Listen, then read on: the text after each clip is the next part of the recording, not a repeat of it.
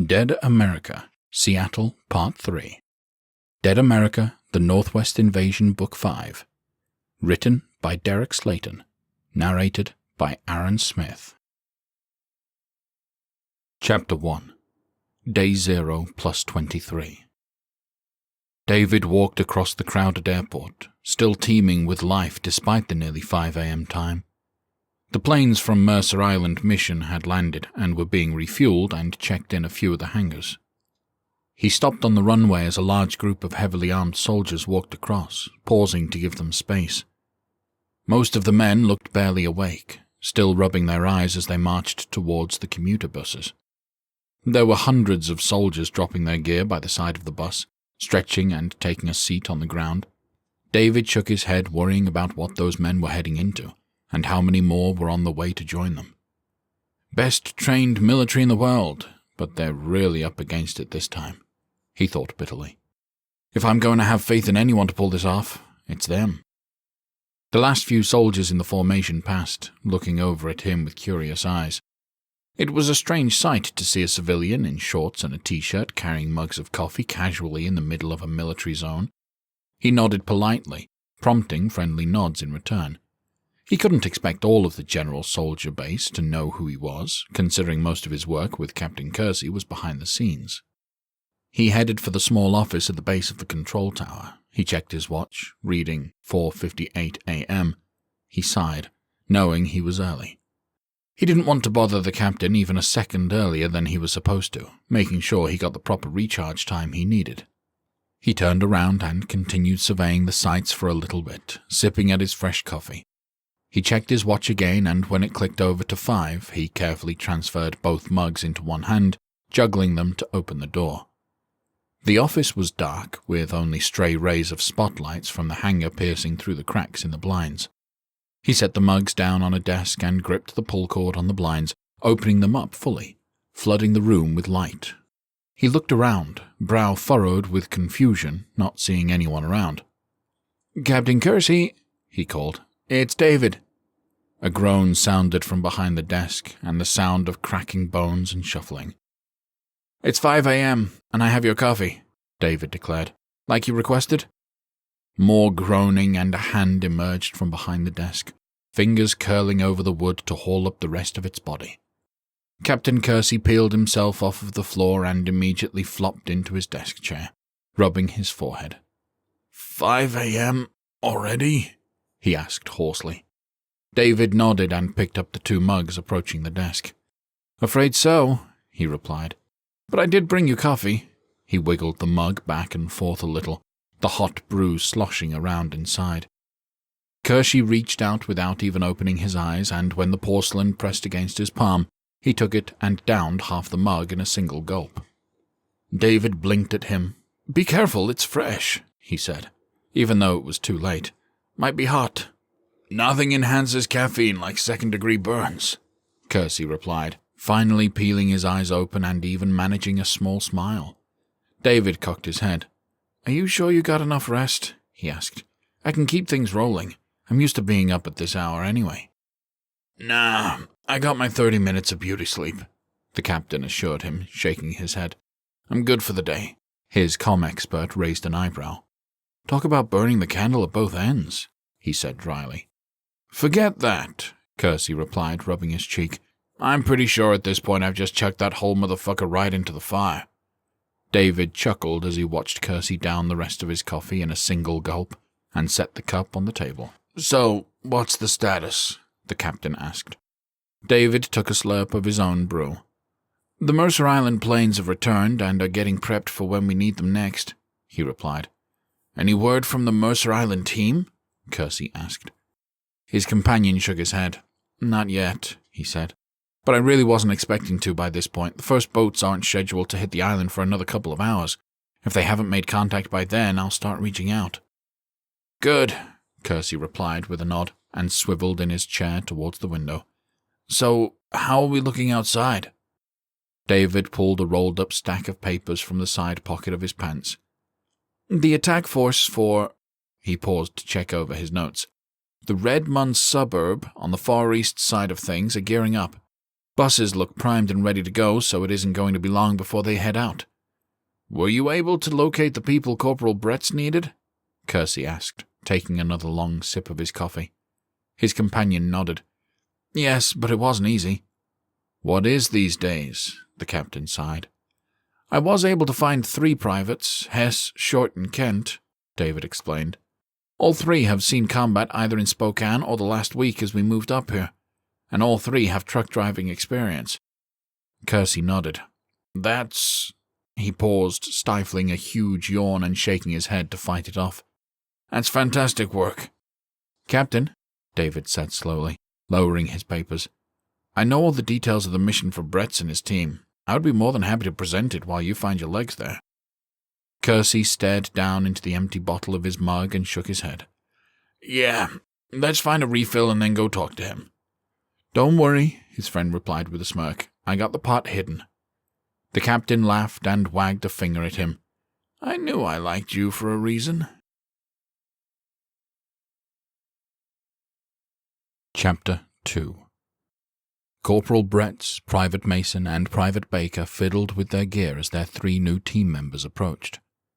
Private Kent straightened, reaching them first. Are you Corporal Bretz? He asked. The corporal didn't look up from his gear. Yep, he replied flatly as he packed up several days' worth of MREs. The 3 newcomers shared nervous glances as they set their stuff down, taken aback by the lack of acknowledgement. Oh, well, Kent replied, running a hand over his bald head. I'm Private Kent. This is Private Short and Private Hess. We were told to report to you by some assistant to Captain Kersey. Brent and his duo finally looked up, assessing the 3 soldiers that were easily in their early 20s. I wasn't aware we were babysitting on this mission, Baker said dryly. Kent's gaze darkened. Hey now, we've seen action just like you boys have, he snapped. So drop the fucking attitude, will you? Baker clenched a fist and pointed a finger at the kid. Now you listen here. Bretz put a hand out, smacking his palm into his subordinate's chest. I think what my friend here is saying, he drawled, is that he would feel a whole lot more comfortable knowing what kind of experience you have, since you'll be watching his back and all. Short stepped forward, patting Kent's shoulder to try to defuse him. I did a tour in the sandbox, he said. Baker blinked, his annoyance melting away. Wow, he replied.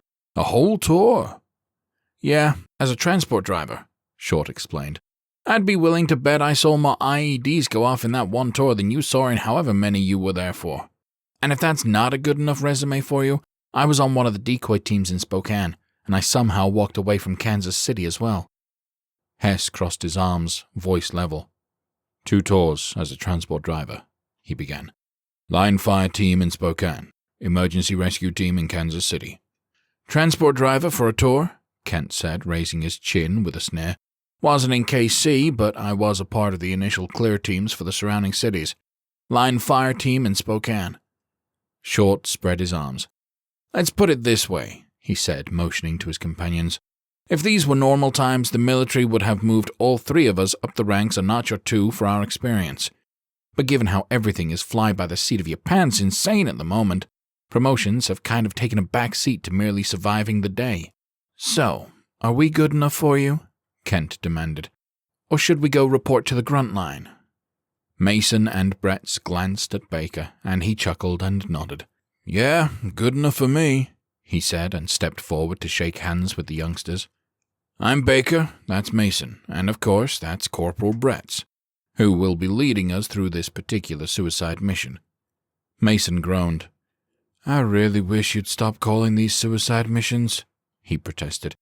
If they were really suicide missions, we would have died a couple of weeks ago. Not my fault I'm stubborn, Baker shot back. Mason scratched the back of his head.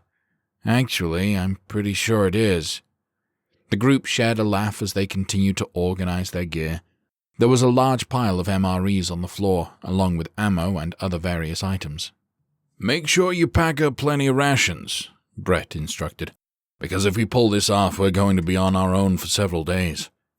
Kent grimaced. Oh, good, he drawled. Nothing like our very own zombie-infested vacation. Not the worst vacation I've ever been on, Baker quipped. "Oh yeah?" Short asked, raising an eyebrow. "Where was that?" Baker sighed. "Cabo." The trio of newcomers stared at him curiously. "Cabo?" Kent asked. "How in the hell do you fuck up Cabo?" Mason shook his head. "He refuses to tell us," he said.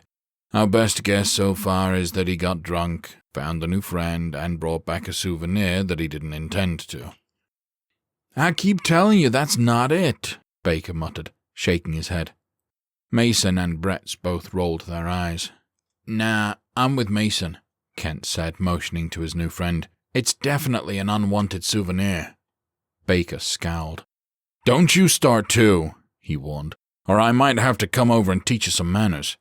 "Is that what you said to your friend to start your evening to forget in Cabo?" Kent shot back. "Nah, that's what his date said to him," Short added, smacking Kent in the shoulder. "Take a good look at him. Don't he look like the discipline-loving type?" The group, minus Baker, erupted into loud laughter, just as Kersey and David reached them. "Good to see everyone is getting acquainted," the captain declared. The three new recruits perked up to attention, while the other three just continued casually packing their gear. Kersey waved his hand at the youngsters. "Please, guys," he said. "It's way too early in the damn morning for that. Keep getting ready." Another yawn escaped his mouth, and he covered it with his fist. "Oh, man, sorry." "You all right there, Cap?" Bretz asked, brow furrowing. "Yeah, just," Kersey replied, and took a sip of his coffee. "Lots I gotta be awake for. Which is why I'm going to have my friend David here walk you through the mission." David's eyes widened as all 6 soldiers turned to him, looking like a deer caught in the headlights. "Oh, okay," he stammered. "Just gonna jump on in." He pulled out his maps, fumbling the papers a little. "Okay, here we go." He spread out one of the immediate region and one of a small town on a nearby table. "Gentlemen, if you will please focus your attention on the small town map and we'll get started. What you are looking at is the town of Redmond, a quaint little suburb to the northeast of downtown Seattle. While you can't really tell from this crop, it is the first signs of civilization as you approach from the east." Baker raised his hand. David tongued his cheek for a moment, hesitating as he tried to remember his name. "Yes, Baker?" "Yeah," the private replied with a nod, lowering his hand. "When you say little, you want to quantify that a bit more?" David raised a hand, tilting it back and forth in the air. "Well, it's little compared to some of the other suburbs," he replied. "Pre-war, there were about 75,000 people living there." "You and I have very different definitions of little," Baker retorted.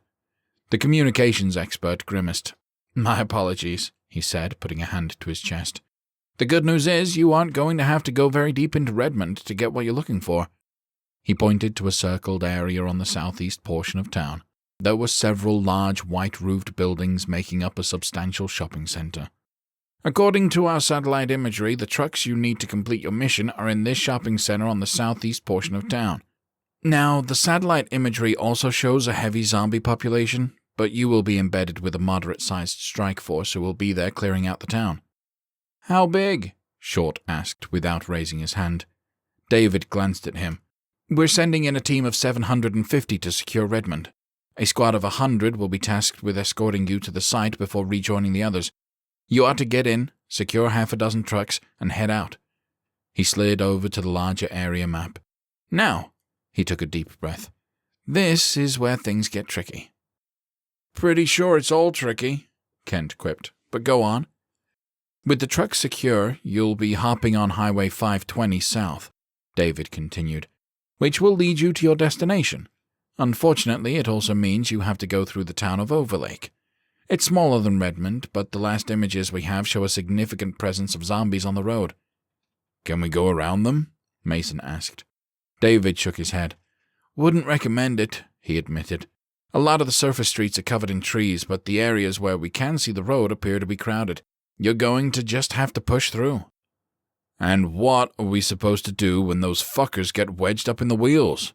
Baker asked, throwing up his hands. "Or stall out the engine?" Kent smirked. "You could always hitchhike." "Would you pick me up?" Baker scoffed. Kent winked at him. "Not after hearing your Cabo story." Laughter rippled through the group again, and Bretz waved a hand to get them to settle down. "The most difficult portion of this drive is up next," David said, raising his voice a bit to get them to focus. "The 405 interchange. The good news is you'll be on the ground, so no risk of running off of a bridge. Bad news is it's most likely going to be densely packed." Mason leaned his hands on the table. "So, how are we supposed to get through there?" he asked. "Air support," David replied. The soldiers glanced around at each other and nodded, impressed. "Air support, huh?" Baker asked, rubbing his hands together. "What we got?" "Two Apache gunships," David replied. "They'll need a 30-minute window to arrive, so you'll have to plan accordingly, but call them in and they'll clear a path for you here." He pointed to the stretch of road. Baker raised his hand, and the communications expert reluctantly motioned to him. "If we have Apaches," the private began, "then why are we risking our lives to go block these bridges? Why not just blow them to hell and call it a day?" David looked at Kersey, who appeared to still be half asleep. The captain startled when he realized everyone was looking at him and cleared his throat.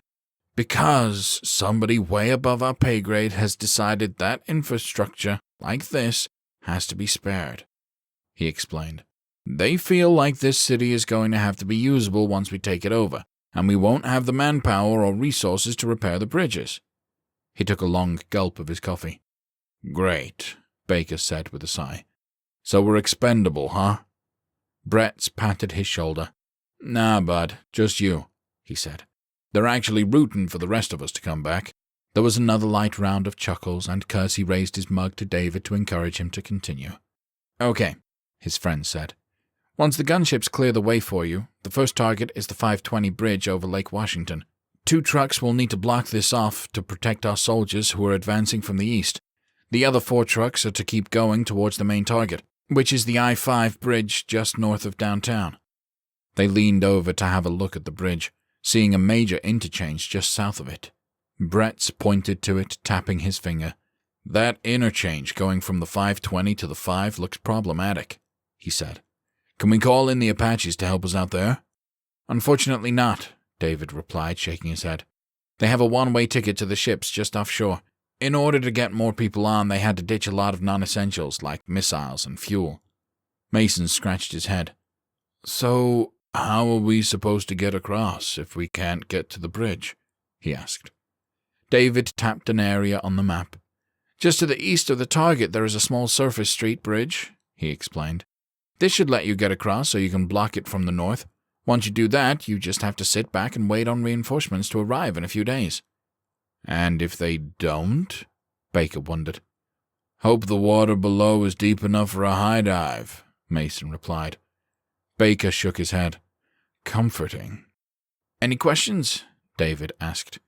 When there was no answer, he took a step back, happy to concede the floor. "All right, Captain?"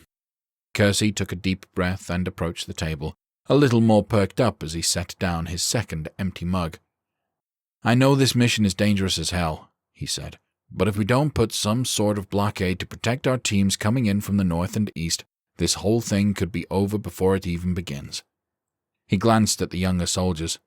"I know you 3 don't know Corporal Bretz, but I spent several tours overseas with him as my right-hand man. Saved my ass more times than I can count. You follow his lead and he'll get you through to the other side, understand?" The 3 soldiers nodded and said, "Yes, sir," in unison. A moment later, the buses outside honked their horns. "Good," Kersey said, straightening up. "And it would appear as though your rides are ready to go. Gear up, load out, and most importantly, be safe." He smirked playfully at Baker. "Well, not you, because you're expendable." The group laughed, and Baker gave the captain a mocking thumbs up. "Thanks, Cap," he drawled. "Always good to be reminded of where I stand." He cracked a smile, unable to contain his amusement any longer, even if it was at his own expense. Kersey nodded. "Go get 'em, boys."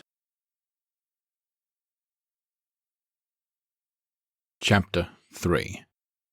Bretz and Baker sat in the front row of the bus, looking out into the darkness as they drove along back roads towards their difficult target.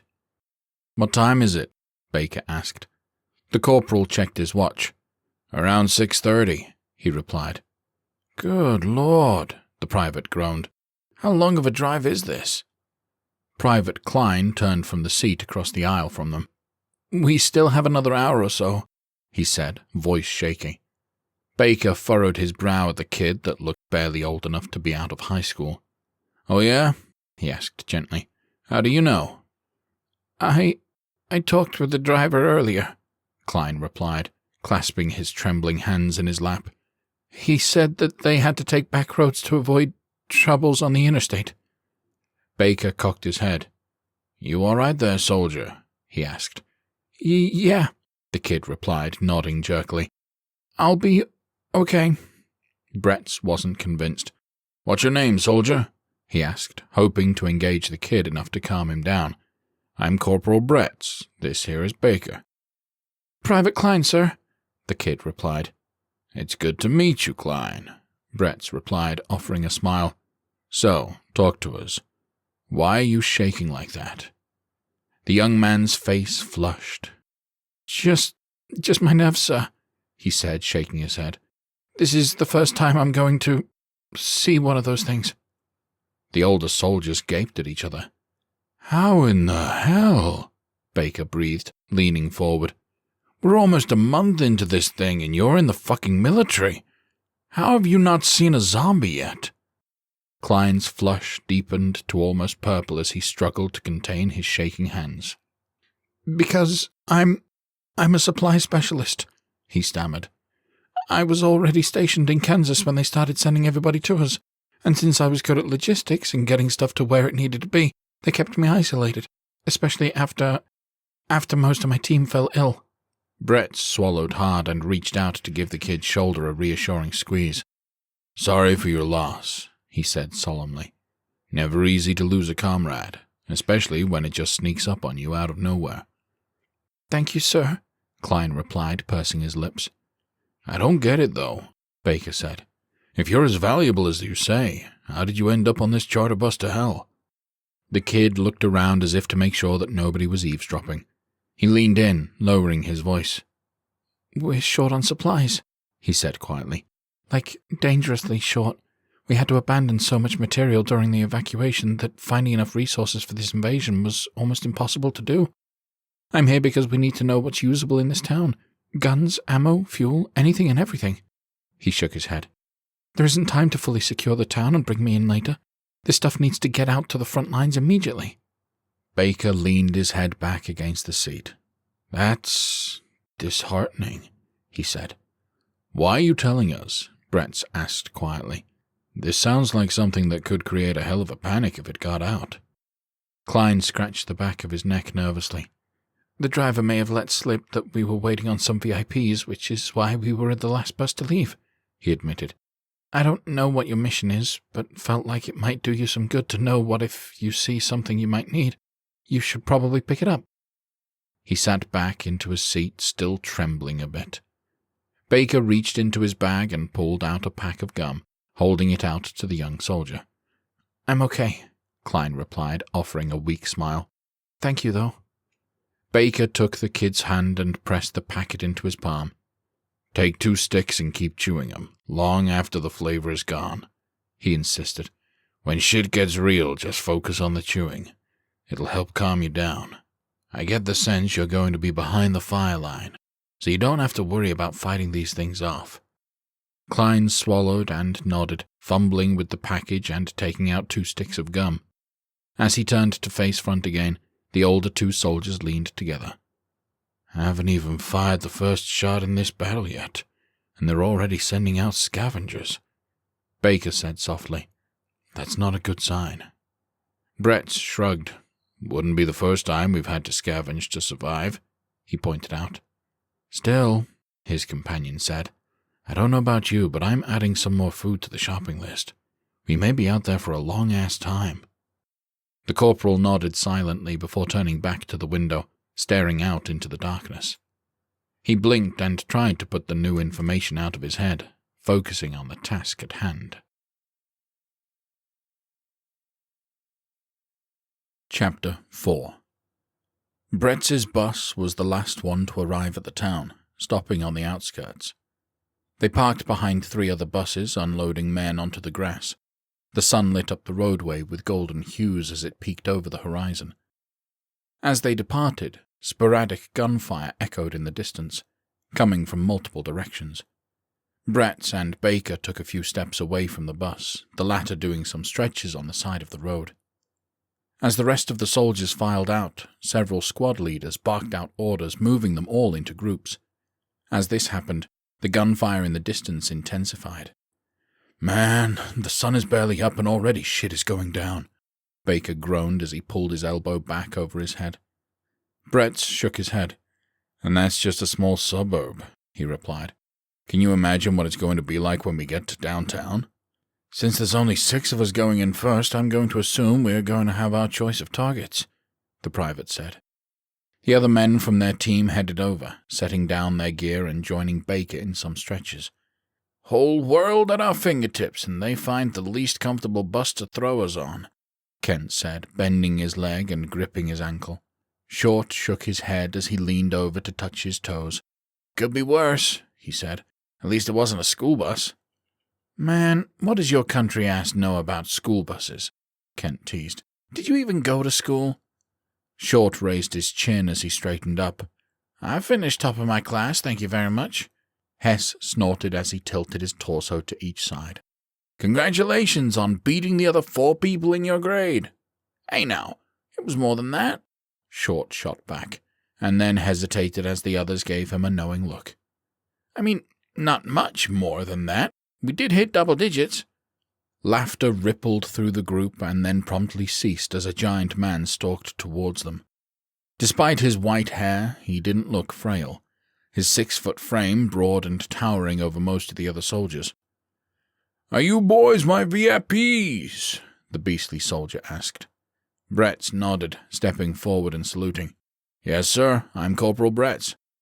"All right," the man replied, nodding at him.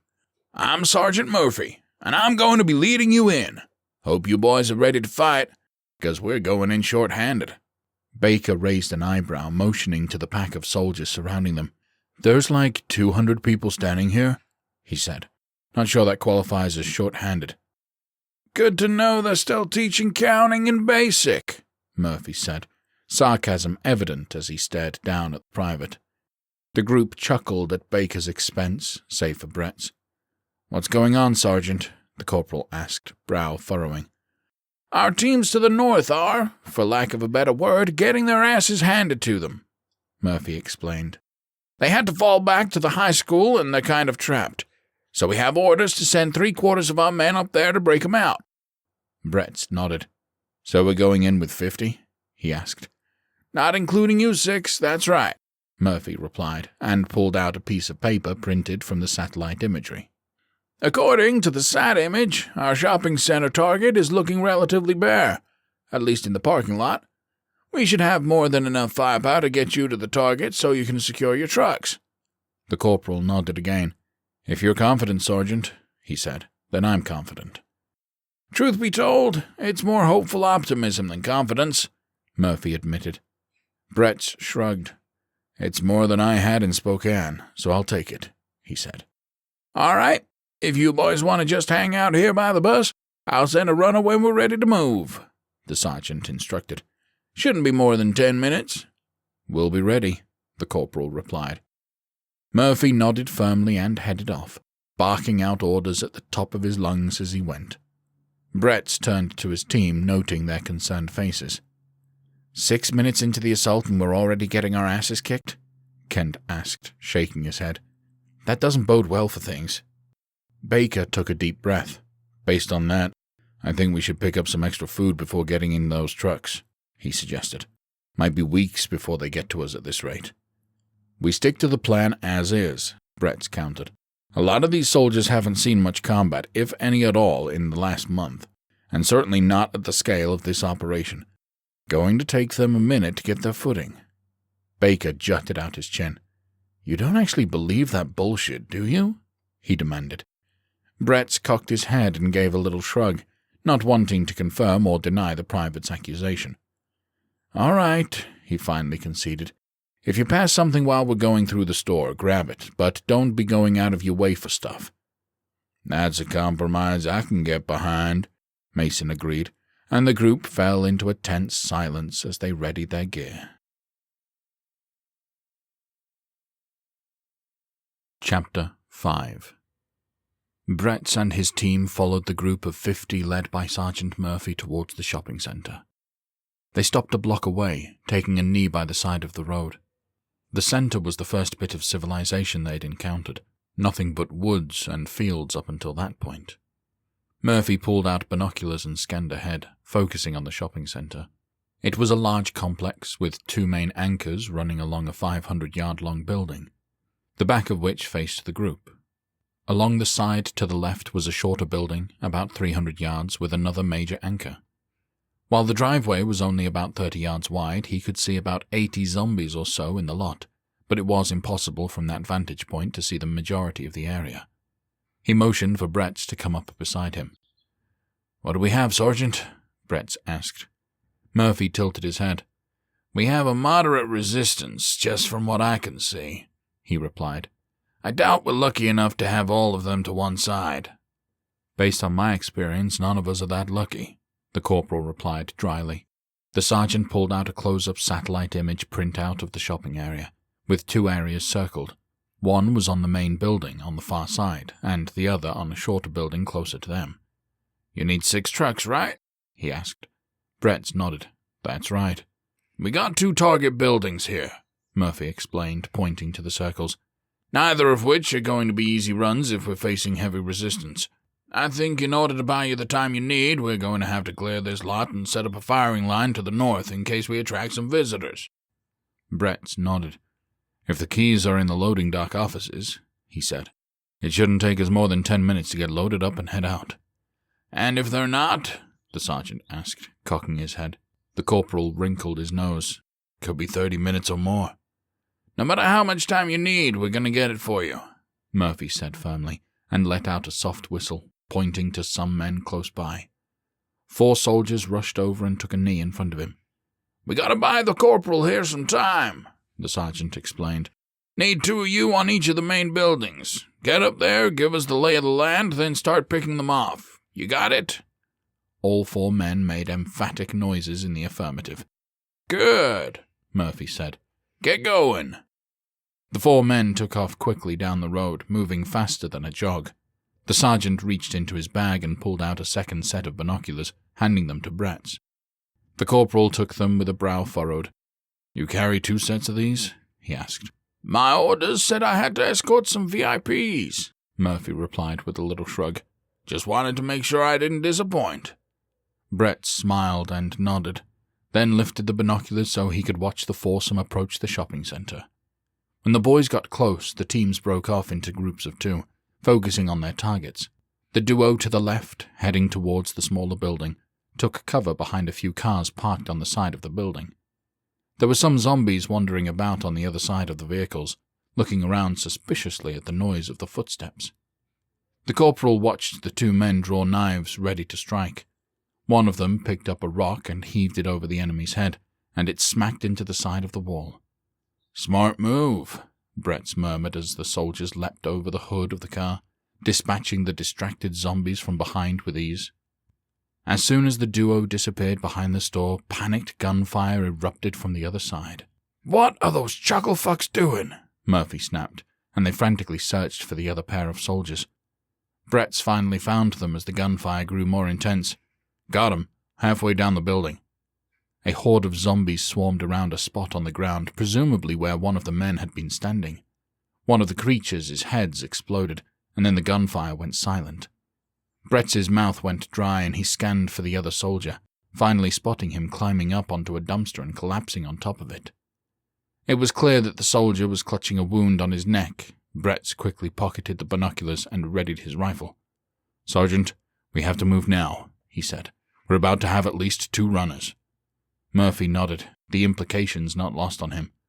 Runners were much harder to deal with, and given that they were already short-handed, they'd need to be dealt with fast. "You're staying put, Corporal," he said firmly. "My orders are to deliver you safely, and I intend on doing just that." He motioned to 6 nearby soldiers, waving them forward. "Main building, eliminate all targets with extreme prejudice, including our injured. One of the soldiers' eyes widened. Sir? Did I fucking stutter? The sergeant demanded. Those are the orders from the top. Quick death for those who are bitten. And when it's clear, 2 of you get topside for diversions. Now move out! The group of 6 sprinted towards the dead and injured, guns raised and ready for action. As they made the turn on the back of the building, Bretz and Murphy watched through the binoculars as they formed a firing line. The soldiers fired quickly, striking down several zombies in short order. They mowed down the remaining ghouls and then hesitated. Follow your damn orders, the sergeant muttered. They will, Bretz assured him. It's not easy what's being asked of them. Murphy's brow furrowed and he lowered his binoculars. You been in their shoes, I take it? He asked. The corporal shook his head. Not pre-turn, but shortly after, he replied. Even with my life in danger, it took longer than I would care to admit.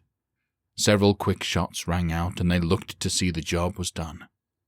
Hope they've squirreled away some shrinks, Murphy said, because a lot of us are going to need some time on the couch when this is through. Bretz shrugged. Well, we are invading Seattle, he pointed out. Maybe Fraser Crane survived.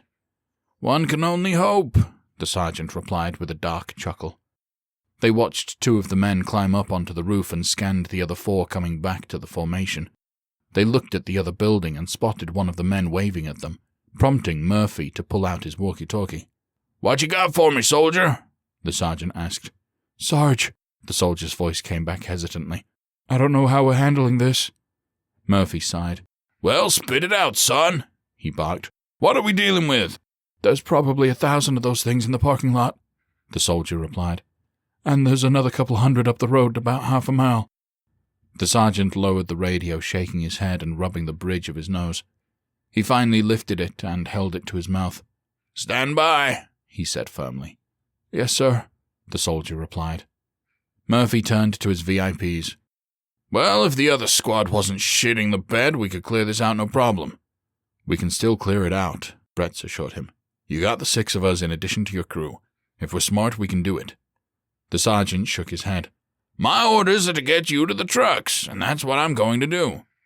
With all due respect, Sergeant, the corporal declared, as soon as we fire up those trucks, we're going to be sitting ducks, and those back alleys are narrow.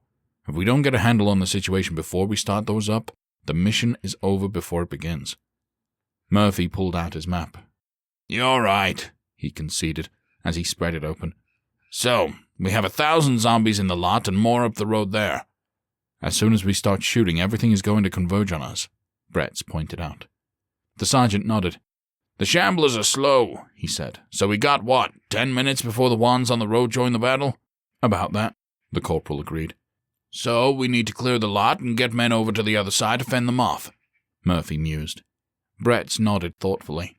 I think if we send a few more men to the smaller building, they can provide enough of a distraction to buy us a little more time, he suggested. Agreed, the sergeant replied. And if I'm overstepping my bounds, Sergeant, just say so, Bretz said firmly. This is your operation. We're just along for the ride. Murphy shook his head emphatically. Your input is welcome, Corporal, he replied, especially after your actions in Spokane. Bretz nodded. So, how do you want to play it? We get a few more men on top of each building, and pull as many of those things to the far end as we can, Murphy explained.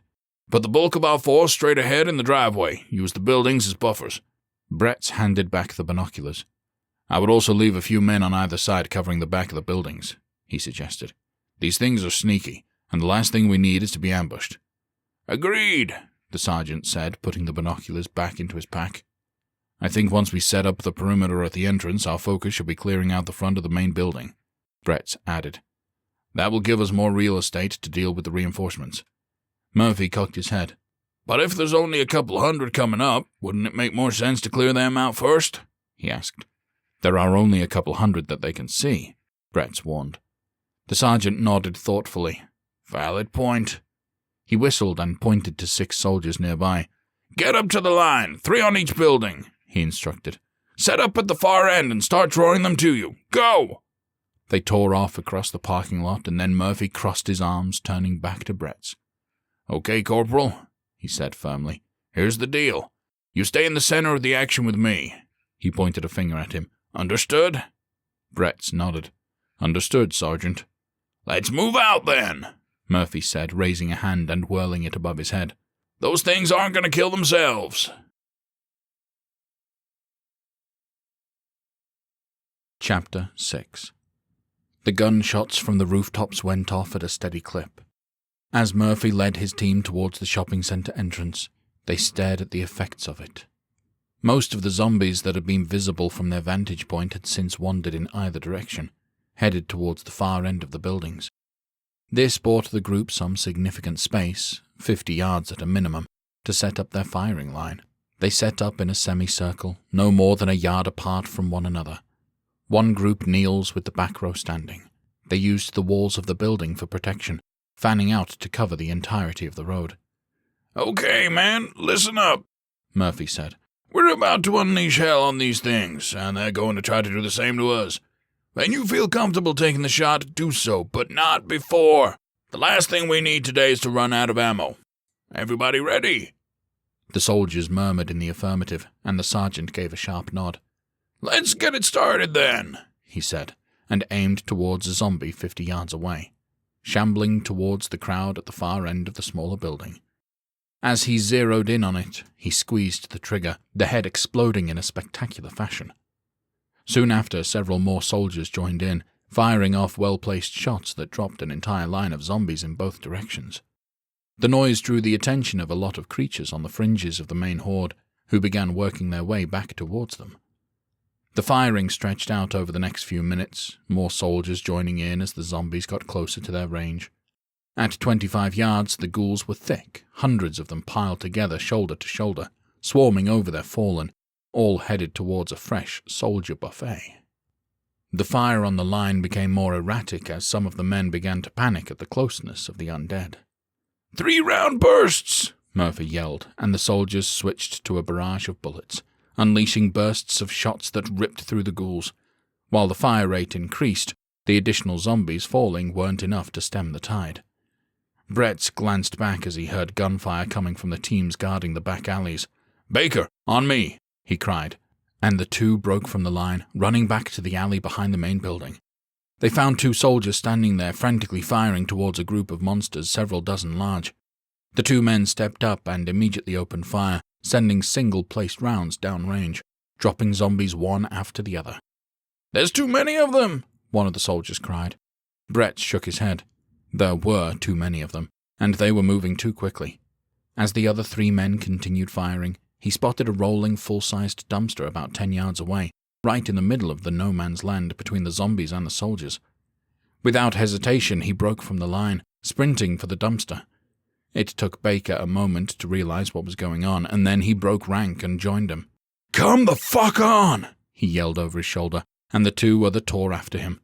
The trio helped Bretz move the large metal dumpster into the center of the alleyway, covering about a quarter of the area. Give me a boost, the corporal barked, and Baker linked his fingers together to make a step out of his hands. He propelled Bretz up on top of the canister, and the corporal immediately opened fire, flipping into 3-round burst mode and unloading on the enemy. The other 3 men set up on the sides of the trash can, opening fire as well. The center of the zombie mass pressed up against the canister, moving it slightly back. Bretz widened his stance to keep his balance, still firing mostly at the zombies on the fringes, making sure they didn't make it around the barricade. Once the threat of zombies making it around was gone, he focused on the creatures at his feet, making short work of them. When the soldiers stopped firing, the gunfire coming from the main line was intensifying, with a lot of panic fire. Bretz hopped down and then opened the lid of the dumpster, finding it mostly empty. He contemplated for a few moments and then glanced at Baker. "What do you say, buddy?" he said, tilting his head. "You want to go for a ride?" Baker's brow furrowed in confusion before his eyes widened at the insinuation. He laughed and then shook his head. "Okay, but this is your one creative maneuver for this entire mission," he said playfully. Bretz chuckled. "Fair enough. Now hop in." The 2 of them hopped into the dumpster, and the 2 other soldiers stared at them blankly. "What?" one of them trailed off. "What are you doing?" Bretz pointed at them. "You 2 are going to push us through the firing line," he said. "Get us as far out into the parking lot as you can." The soldiers glanced at each other nervously. "Do it now, that's an order," Bretz demanded, and when they still hesitated, he slammed his fist down on the edge of the dumpster. "Do it now, before their position is overrun." The two soldiers snapped out of their doubt and immediately began pushing the trash can. Baker knelt down, pulling the lid over himself. Bretz remained standing, holding up his side. As they grew closer, the corporal yelled and fired twice into the crowd of zombies ahead, which were now within 10 yards of the firing line. Murphy whirled around and spotted the rolling force headed their way. "Clear the path!" he bellowed, and grabbed a few of his comrades to pull them out of the way. The soldiers scrambled to make a hole for the dumpster to fit through, and Bretz lowered his lid, taking a knee. The duo pushing them gave a great heave as they pushed just past the line, stopping just a few yards shy of the front edge of the horde before retreating. The heavy metal container rolled fast, slamming into zombies and knocking several of them down and out of the way. As soon as their momentum stopped, about 5 yards into the horde, Baker and Bretz popped up, throwing open their lids.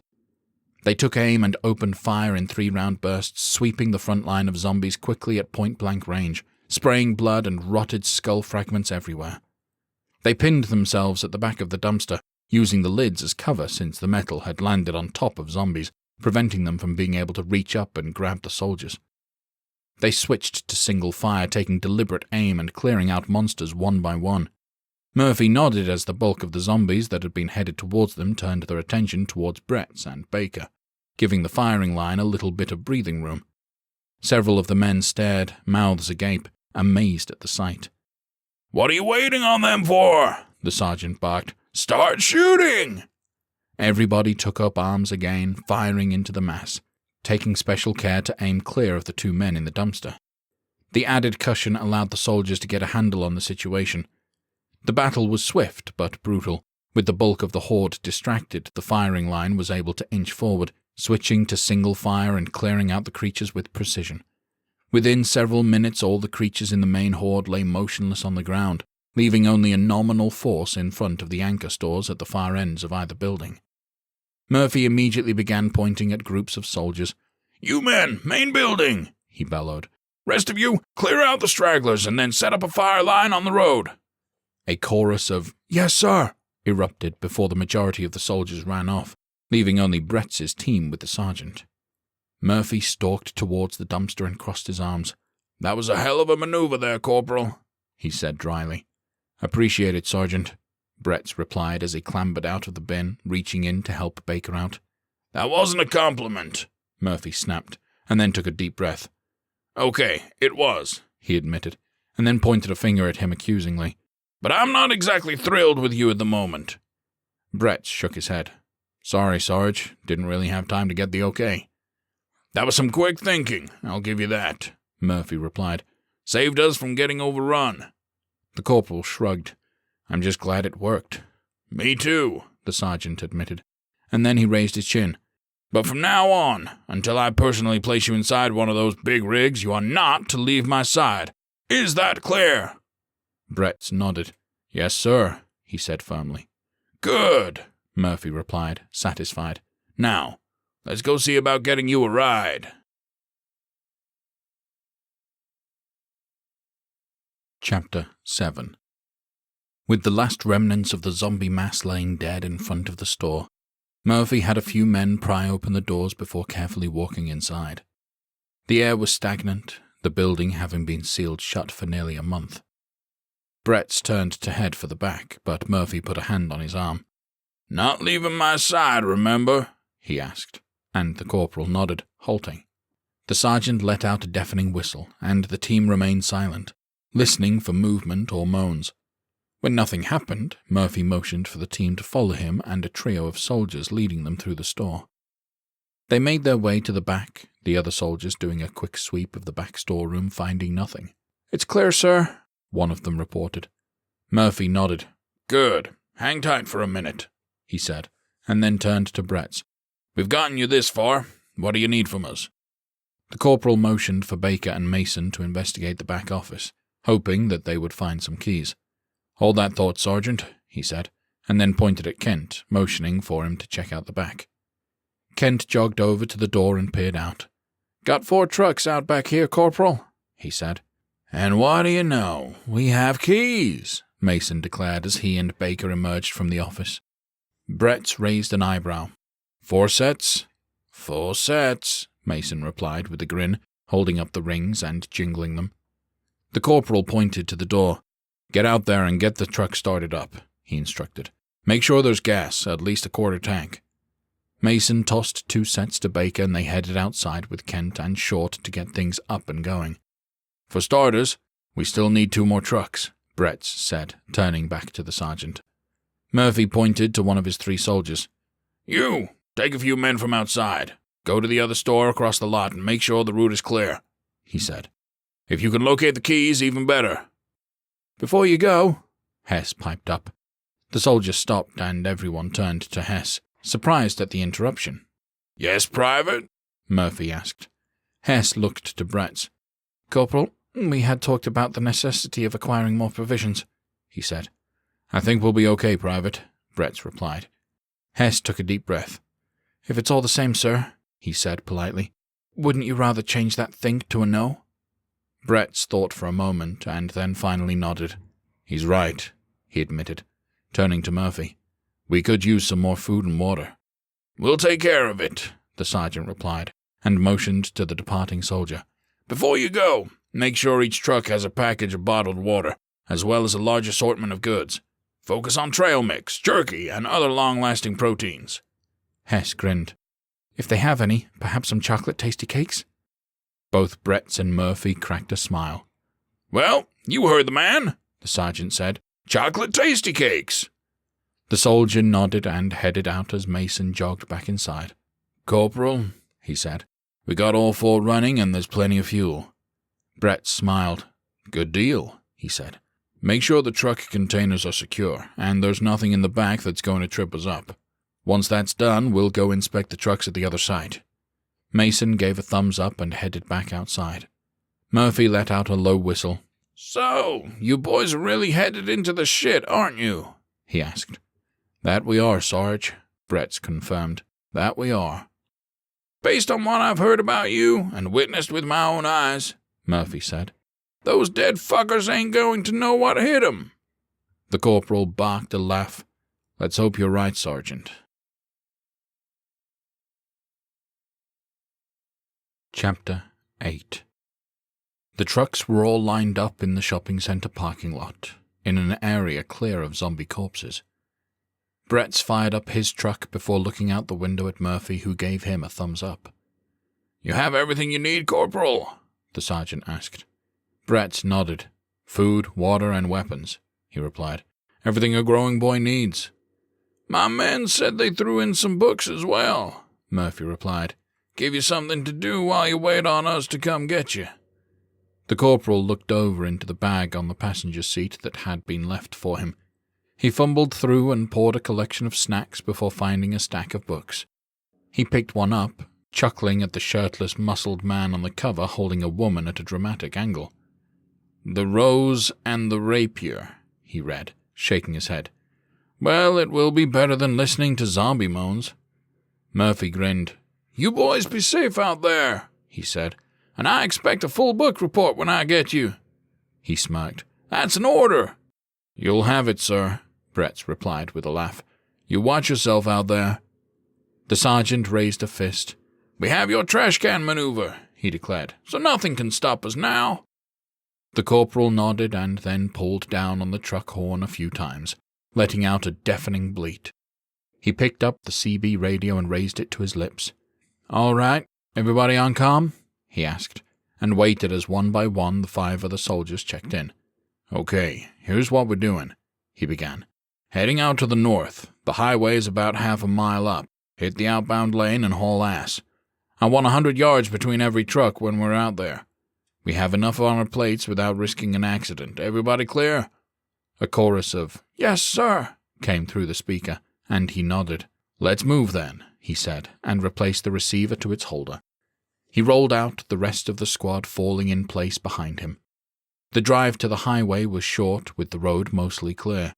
Bretz looked out to the side at another shopping area, watching Murphy's men get set up on the rooftops, squeezing off shots to pull the crowd towards them. Bretz led the convoy up to the highway, making the turn onto the ramp, gaining speed as it went up. The road on the outer loop itself was mostly clear, with the occasional car left abandoned on the side of the road. The traffic on the opposite side was a bit more dense, with several people apparently trying to leave town as the mess had started unfailing. "That's a hell of a rush hour over there," Kent crackled through the radio. "We don't have these sort of issues where I come from," Short piped up. Kent laughed. "What is rush hour like in your hick town there, bud?" "Only time we ever had traffic was when there was a cow break," Short replied. "What in the hell is a cow break?" Baker cut in. "There's hundreds of miles worth of fencing around the farms, and it wasn't always the sturdiest stuff," Short explained. "Those cows were tricky, always finding a way out, so it was a daily occurrence to see them wandering around the streets." Kent barked a laugh. "Man, that is some countrified bullshit right there," he drawled. "I'm up in Chicago dealing with gangs, neighborhood pit bulls, rush hour traffic, lake effect snow, and 1,000 other things. Meanwhile, you're getting outsmarted by cows? How in the hell did we end up in the same unit?" "I don't know," Short admitted. "Military brass probably saw you come from a town that thinks pizza is supposed to resemble a pie and thought you had a mental defect. Had to put you in with someone with a functioning brain." Kent snorted. "Don't think I won't run your ass off the road for bad-mouthing deep-dish pizza," he quipped. There was a collection of laughter over the CB, and Bretz cut back in. "We're going to have to table this debate," he said, "because we're approaching Overlake." The group calmed down, the seriousness of their mission taking hold once again. The highway made a large turn around a bend, leading to Overlake, the next large suburb they'd have to pass through. As Bretz took the gentle curve, the road was packed full of zombies and cars up ahead, looking like a major pileup completely blocking the path. He slammed on the brakes, prompting everyone behind him to do the same. The screeching tires were loud, squealing as the convoy suddenly came to a halt. A loud crash echoed from the back and the corporal's eyes widened. "What in the hell was that?" he demanded through the radio. "Hess done fucked it up," Kent drawled. "Wasn't my fault you slammed on the brakes in the middle of a goddamn curve," Hess exclaimed frantically. "Couldn't see you in time." Bretz rubbed the bridge of his nose. "What's the damage?" he asked. There was a loud wheeze of an engine trying to start, and then nothing. "It's dead," Hess replied. 10 minutes into the drive and we're already fucked," Baker drawled. "Fantastic." "Again, not my fault," Hess said through his teeth. "Calm yourself," Baker shot back. "I wasn't assigning blame, just stating a fact." Mason cut through. "Bretz, down the road." The corporal looked up the highway and saw the horde of zombies a few hundred yards away had started moving in their direction, shambling towards all the noise. "Hess, grab your gear and get in the next truck," Bretz commanded. "We can't stay here." "On the move," the private replied. Bretz started down the highway, chewing over what their next move should be. There was an off-ramp nearby with another shopping center shortly past it. He stared at it contemplating, and then finally raised the CB to his lips again. "Okay, here's what we're doing," he said. "We're taking the off-ramp and we're making an unscheduled pit stop at that shopping center."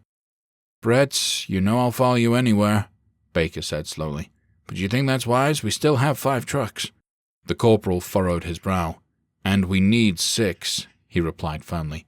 "If we don't pull this off, our troops to the north are going to have way more to deal with than they can potentially handle." "Yeah," Baker trailed off, sounding nervous but knowing Bretz was right. "I'm with you. Let's do it." "Got Hess aboard and ready to go," Mason cut in. "How are we doing this?" Bretz took a deep breath. "We're just going straight for the back door," he replied. "Mason, can you and Hess handle it, or do you need backup?"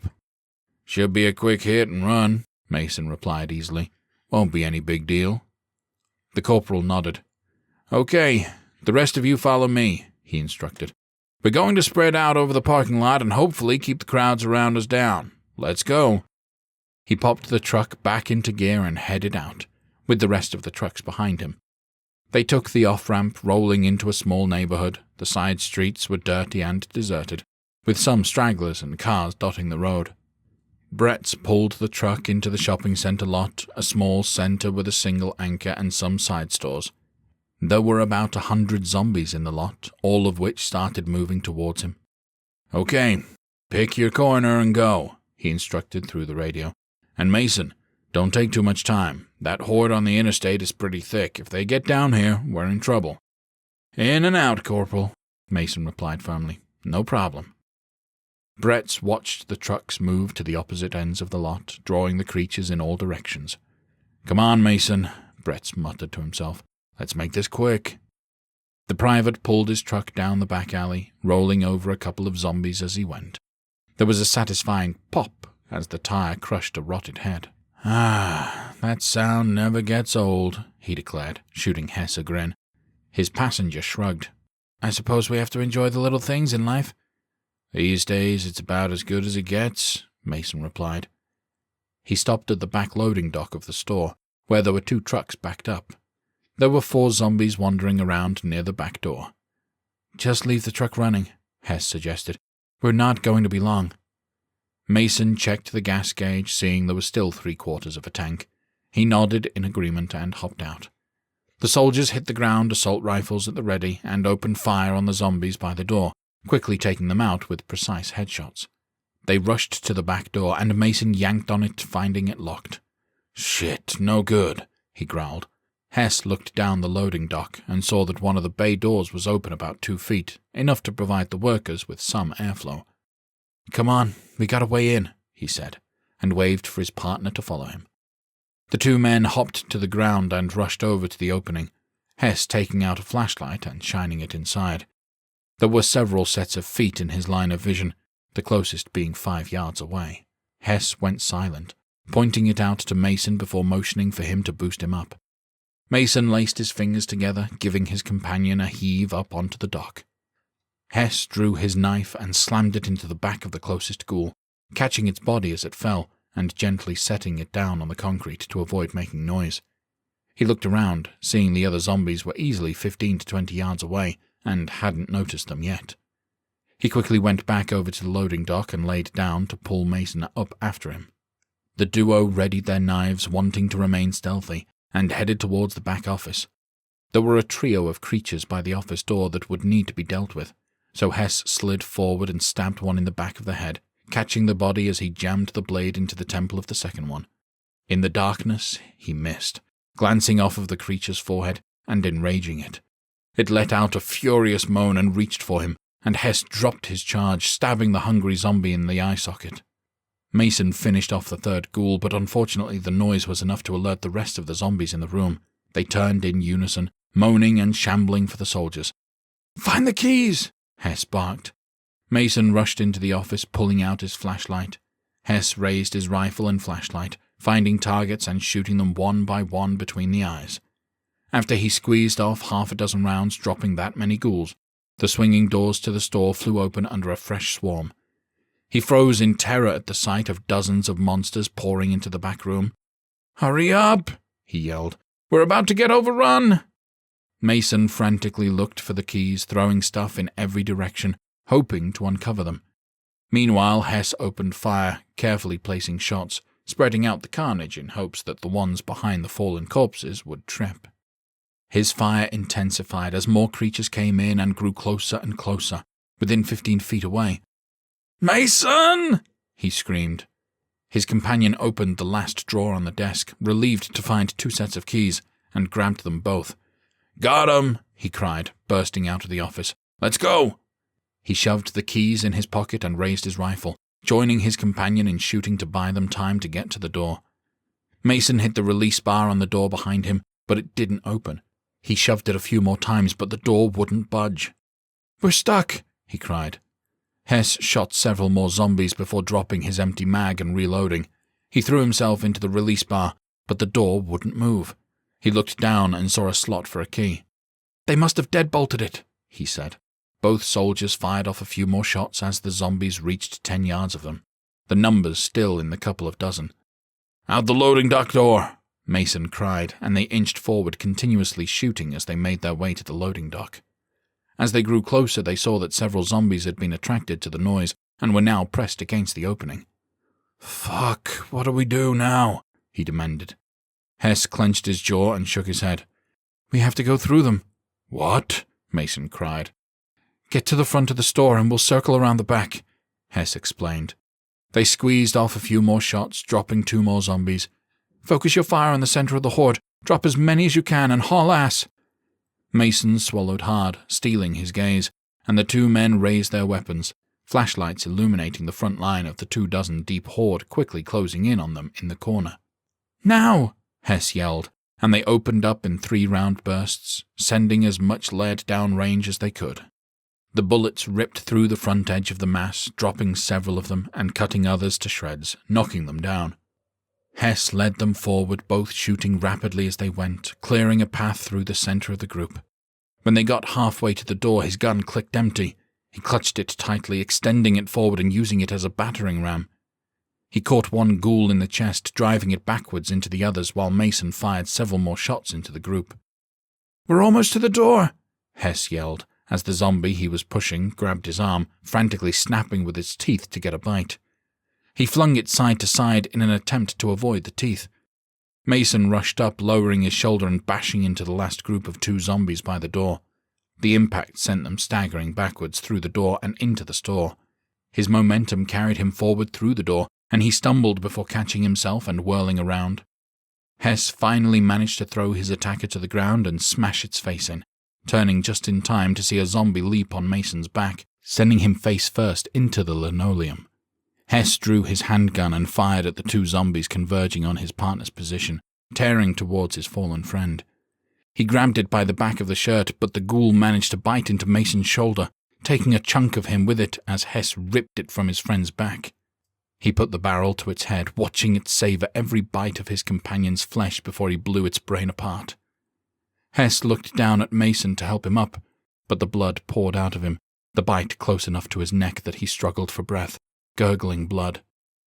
Hess scrubbed his hands down his face, brain still trying to process what had just happened. Moans erupted from the loading dock, and he shook his head, snapping back to the business at the looming threat of death. "I'm sorry, man," he said, and swallowed hard before placing the barrel of his handgun on the back of Mason's head and pulling the trigger, setting him to rest. It was an undignified death, and Hess couldn't fight off the guilt washing over him, but he had no choice. He couldn't allow Mason to suffer at the hands of the zombies still here, and he couldn't risk a runner tearing free. He dug into his fallen friend's pocket and grabbed the keys, slipping them into his own, and readied his assault rifle, slamming in a fresh mag and holding up his flashlight to illuminate any target he could find. He moved swiftly through the store, coming around the corner into the center aisle and seeing several ghouls milling about. His first instinct was to light them up, to make them pay for the death of his partner, but he thought better of it. The less noise and wastage of bullets, the better. One of the creatures turned towards him, attracted by the light, and began shambling in his direction. Hess let out a huff and kept moving. He moved through the front half of the store, gun at the ready, but pocketed the flashlight as he got closer to the front glass with the sunlight pouring in. There were a dozen or so zombies near the registers, and another few dozen just outside the front door, attracted to the rumbling of the truck just to the left of the entrance. Hess tried to plot a course through, but none of them looked viable as there were just too many zombies by the front entrance. "I have to signal whoever is driving to get out of the way," he thought, and looked around. There was a register just across from him with 2 ghouls standing next to it. If I can get over there, I might be able to get his attention. He drew his knife, knowing he'd have to be quiet about it. He waited for the zombies to look in the other direction and then darted out. He rushed over and slammed his blade into the back of one monster's skull before immediately stabbing the second one through the forehead. He quickly dropped to his knee, hiding behind the register for cover. He glanced out the window, seeing Kent sitting in the driver's seat of the truck, just hanging out. Hess pulled out his flashlight and aimed it directly at Kent's face, clicking it on and off 2 times rapidly. His charge outside blinked, confused, looking around. Hess sighed and did it again, finally gaining the soldier's attention. Kent looked straight through the window and saw Hess crouched there. When their eyes locked, Hess motioned for him to move the truck out of the way. He received a thumbs up, and Kent popped the truck into gear and moved back, the congregating zombies slowly ambling after him. Unfortunately for Hess, the flicking light attracted several of the zombies at the front area of the store, and they wandered towards him, trying to find the source. He remained under cover, his knife ready in case one of them got too close. He watched as a couple of them wandered by the top of his checkout aisle, moaning, seeming to know that something was close. He looked back towards the front, seeing only a few zombies inside the store and 10 or so just outside of it, although a bit more spread out than before. As he went back into hiding, he inadvertently elbowed a travel mug that was underneath the register, sending it clattering to the ground. "Damn it," he muttered as moaning erupted all around him. He sheathed his knife and readied his assault rifle. "Here goes nothing." He popped up from cover, aiming at the nearest creature and firing, dropping it fast as he turned and tore for the front of the store. Zombies in front of him turned to screech at him, arms outstretched. He stopped and fired 2 quick headshots and then leapt over the fallen, skidding into the front entryway and slamming the double doors behind him. 10 zombies pressed up against the row of glass doors at the front, shoulder to shoulder, and smacking on the glass. Hess raised his rifle, aiming at the first ghoul's head and swapping to rapid-fire mode. He took a deep breath and then pulled the trigger, running down the line, taking out a line of them in a matter of seconds. As the corpses hit the pavement, he pushed his way out of the store and into the parking lot. As soon as he was out, somebody blared their horn, and he turned to see Kent's truck about 40 yards away, the bulk of the zombies on the passenger side. Hess broke into a sprint, running as hard as he could for the truck. As he approached, Kent flung open the door and started firing from the driver's seat, dropping the few zombies that were directly in his running companion's path. "Come on, man, move it!" he yelled. Hess reached the truck and clambered up, crawling over the driver's seat and collapsing on the other side of the cab, chest heaving. Kent slammed the door and turned to him wide-eyed. "God damn, dude, you okay?" he asked. Hess just nodded, still breathing heavily. "Well, let's get Mason and get the fuck out of here," Kent said. Hess closed his eyes, pressing his palms into them momentarily before clenching his jaw, staring helplessly at his friend. "Is he?" Kent trailed off, reading the pain on his face. Hess simply nodded, unable to form words at the moment. His friend swallowed hard. "Do you want to tell Bretz?" Hess shook his head, and finally admitted, "I could use a minute." Kent reached out and gave his shoulder a reassuring squeeze and then picked up the CB radio. "Corporal?" "What is it?" Bretz came back immediately. "Looked like you had some issues over there." Kent took a deep breath. "It's Hess, sir. He had to come out the front of the store," he replied reluctantly. Mason wasn't with him." There were a few moments of stunned silence. "What the fuck do you mean Mason isn't with him?" Baker suddenly burst over the line. "What the fuck did he do to him?" Kent swallowed as Hess winced from the passenger seat. "He didn't do anything to him." "Bullshit!" Baker yelled. "This should have been easy. In and out. What the fuck?" "Put Hess on," Bretz said, solemn and low. Kent chewed his lip for a moment. "Sir, Put Hess on," Bretz said firmly. The private in question held out his hand for the receiver, not meeting Kent's gaze as he placed it in his palm. "Hess here," he said hoarsely. "Is he at rest?" Bretz asked. Hess rubbed one of his eyes, blinking rapidly after. "Yes, sir." "Okay," the corporal replied calmly. "Is his truck still running?" Hess nodded shakily. "Yes, sir." "Kent, take him around to pick it up," Bretz said. "We've got to get moving." Baker immediately cut into the line. "Bretz, we have to—" "We have to keep moving," the corporal said firmly. "We have to keep moving." The devastated soldier let out another frustrated yell before the line went silent. Bretz sat in his cab, imagining Baker throwing the radio across his cab in anger. He knew how he felt. His chest ached with the loss of a good soldier, of a friend. As he watched Kent drive around to the back, he rubbed his forehead. He'd decided to make this stop because they needed a 6th truck. Now Mason was dead, and they were down a driver, and they still didn't have a 6th truck. They'd have to complete the mission without the items they needed, and without one of their own. "Hess has been dropped off, and he's ready to go," Kent's voice came through the radio. The corporal shook off his cloud of what-ifs and guilt, knowing he needed to focus on the mission and get the rest of them safely to the end of the line. "Good," he said into the receiver. "Follow me out and stay close. We're going to be on surface streets for a while until the interstate clears out." "Yes, sir," Kent replied, and the line clicked off. Bretz popped the truck into gear and started moving, his heart heavy.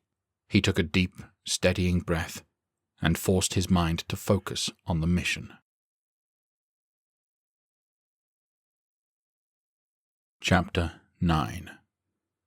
Bretz led the convoy down the highway towards the I-405 crossing, a major interchange where the highway crossed underneath the interstate. It was a couple miles ahead and he took it slow, only driving about 20 miles per hour. He struggled to focus on the task, his thoughts about his decision getting Mason killed pulsing in his brain. There was some light banter over the CB between the men, but it was just a low hum in the background, his worries tuning it out. There were a few zombies in the road which he drifted over a bit to clip, not wanting to damage the engine, but wanting to cause a little bit of pain just for his own personal satisfaction. He continued to zone out, but finally snapped into focus as his name repeated on the radio. Bretz, Bretz, Baker demanded. You gonna answer me or am I gonna have to ram you? The corporal blinked a few times and then picked up the receiver, raising it to his lips. What is it? He asked hoarsely. Fucking finally, man, Baker snapped. Man, that's the 5th zombie you've made a point to hit. You need to cut that shit out. We've got enough going on without you losing it. I'm fine, Bretz replied, voice a low monotone. Just making sure my steering still works. Baker scoffed. Bullshit, he replied. I know you're upset, God knows we all are. But you need to keep it together, man. We still got a lot to get done today. Bretz paused, letting the words wash over him and sink in. Thanks, man, he finally said. He knew his friend was right. Any time, Baker replied. Bretz began to slow down as they approached the interchange. He came to a full stop half a mile from the bridge, Baker pulling up beside him and the other 3 trucks stopping behind them. Holy shit, Baker breathed through the radio. How are we getting through that? There were easily 1,000 zombies on the road in front of them, with even more on top of the bridge on the interstate. They were densely packed, shoulder to shoulder, with an untold number behind them on the other side.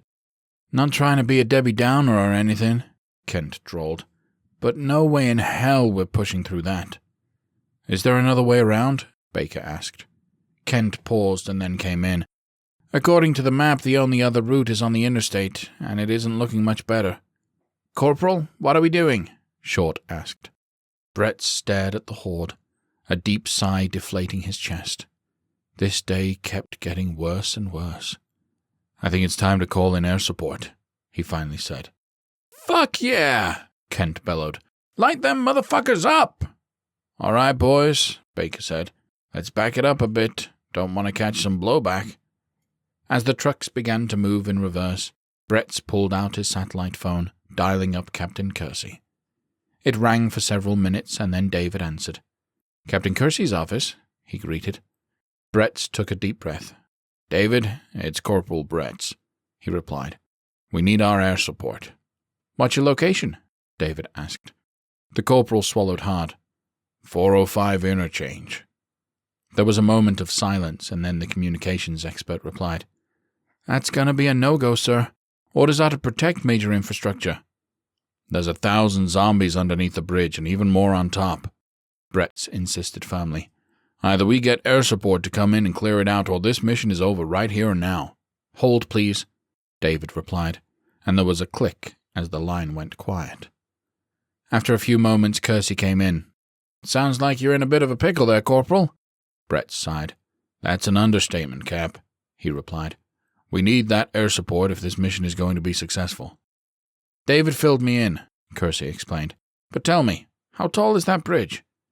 Bretz cocked his head, staring at the bridge. 20 feet, give or take. How's the road looking in front of it? The captain asked. The corporal shrugged. Surprisingly clear, he admitted. Only a handful of cars, and most of those are on the other side of the road. I think we can work with that, Kersey replied, and then his voice muffled. David, dispatch 2 choppers to Bretz's location. He moved his hand and clearly said into the phone. All right, you got incoming that will be there within a half an hour, he said. Just make sure you're far enough back. Bretz nodded, rubbing his forehead. Way ahead of you, Cap. Kersey paused and then asked, Everything going okay out there? Mostly, the corporal replied, grimacing. Had some issues at the last stop and were down to 5 trucks.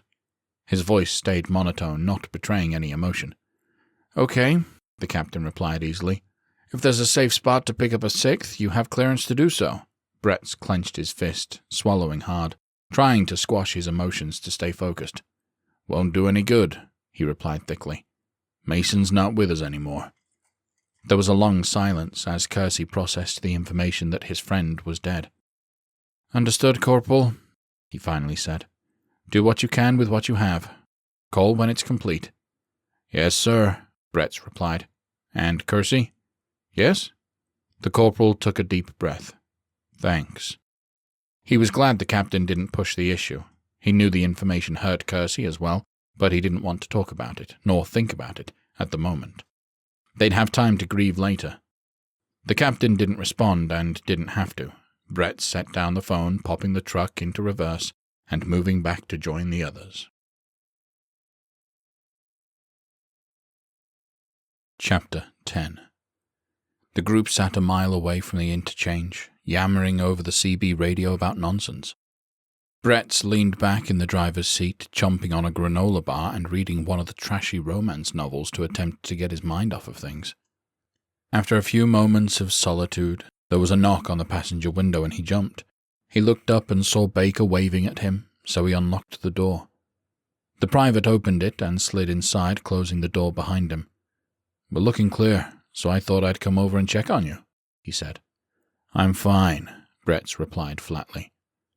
Baker leaned over and looked at the book, raising an eyebrow. You're reading The Rose and the Rapier, he said. Even under normal circumstances, that would be a cry for help. The corporal didn't have the energy to laugh. He dog-eared the page and closed it, setting it aside with a deep sigh. Now's not the time. I agree, Baker said, which is why I'm here to talk about the mission. We're a truck short, after all, and we need to figure out what to do about it. Thought you could use a sounding board without the newbies. He reached over and turned down the CB radio before pulling out one of the maps. Bretz took a deep breath and nodded, feeling good about being in work mode. Well, we need 2 trucks to block off the 520 bridge, and I think we should definitely do that. Once we get past this interchange, we're less than a mile away from it, Baker replied. Are you thinking we drop 2 off as originally planned? The corporal nodded. I think we need to, don't you? He asked. We know for a fact we can complete this part of the mission, and based on what we saw in Redmond, our boys on foot coming in from the east are going to need all the help they can get. Every zombie we block is a zombie they don't have to fight, the private agreed. Bretz nodded, meaning it'll be more likely they'll get to us sooner rather than later. I'm all about that, Baker replied, and picked up the offending book, especially if this is the level of entertainment quality we can expect. Bretz chuckled, finally giving in to the levity. It's not as bad as the cover makes it out to be. Okay, now I'm really worried about you, Baker said, shaking his head. The corporal shrugged. I mean, a dude did get stabbed in the face in the first chapter, he insisted. All right, Baker replied, setting the book down. Maybe it's not all bad after all. They shared a laugh, both of them trying everything they could to avoid the elephant in the room. After a moment of awkward silence, the sound of helicopter blades came up from behind them. About damn time, Baker muttered. Bretz sat up straight. You should get back to your truck, he suggested. Depending on what's on the other side of the bridge, we might not have much time to bust through. They exchanged a fist bump, and Baker jumped out of the cab. Bretz leaned forward, looking up to see how the chopper pilots were going to pull this off. 2 Apache gunships roared overhead, slowing down as they approached the bridge. The zombies underneath turned their attention to the flying fortresses, shambling out towards the road. The 2 warbirds hovered about 300 yards from the bridge before one of them descended, finally stopping about 3 feet off of the ground.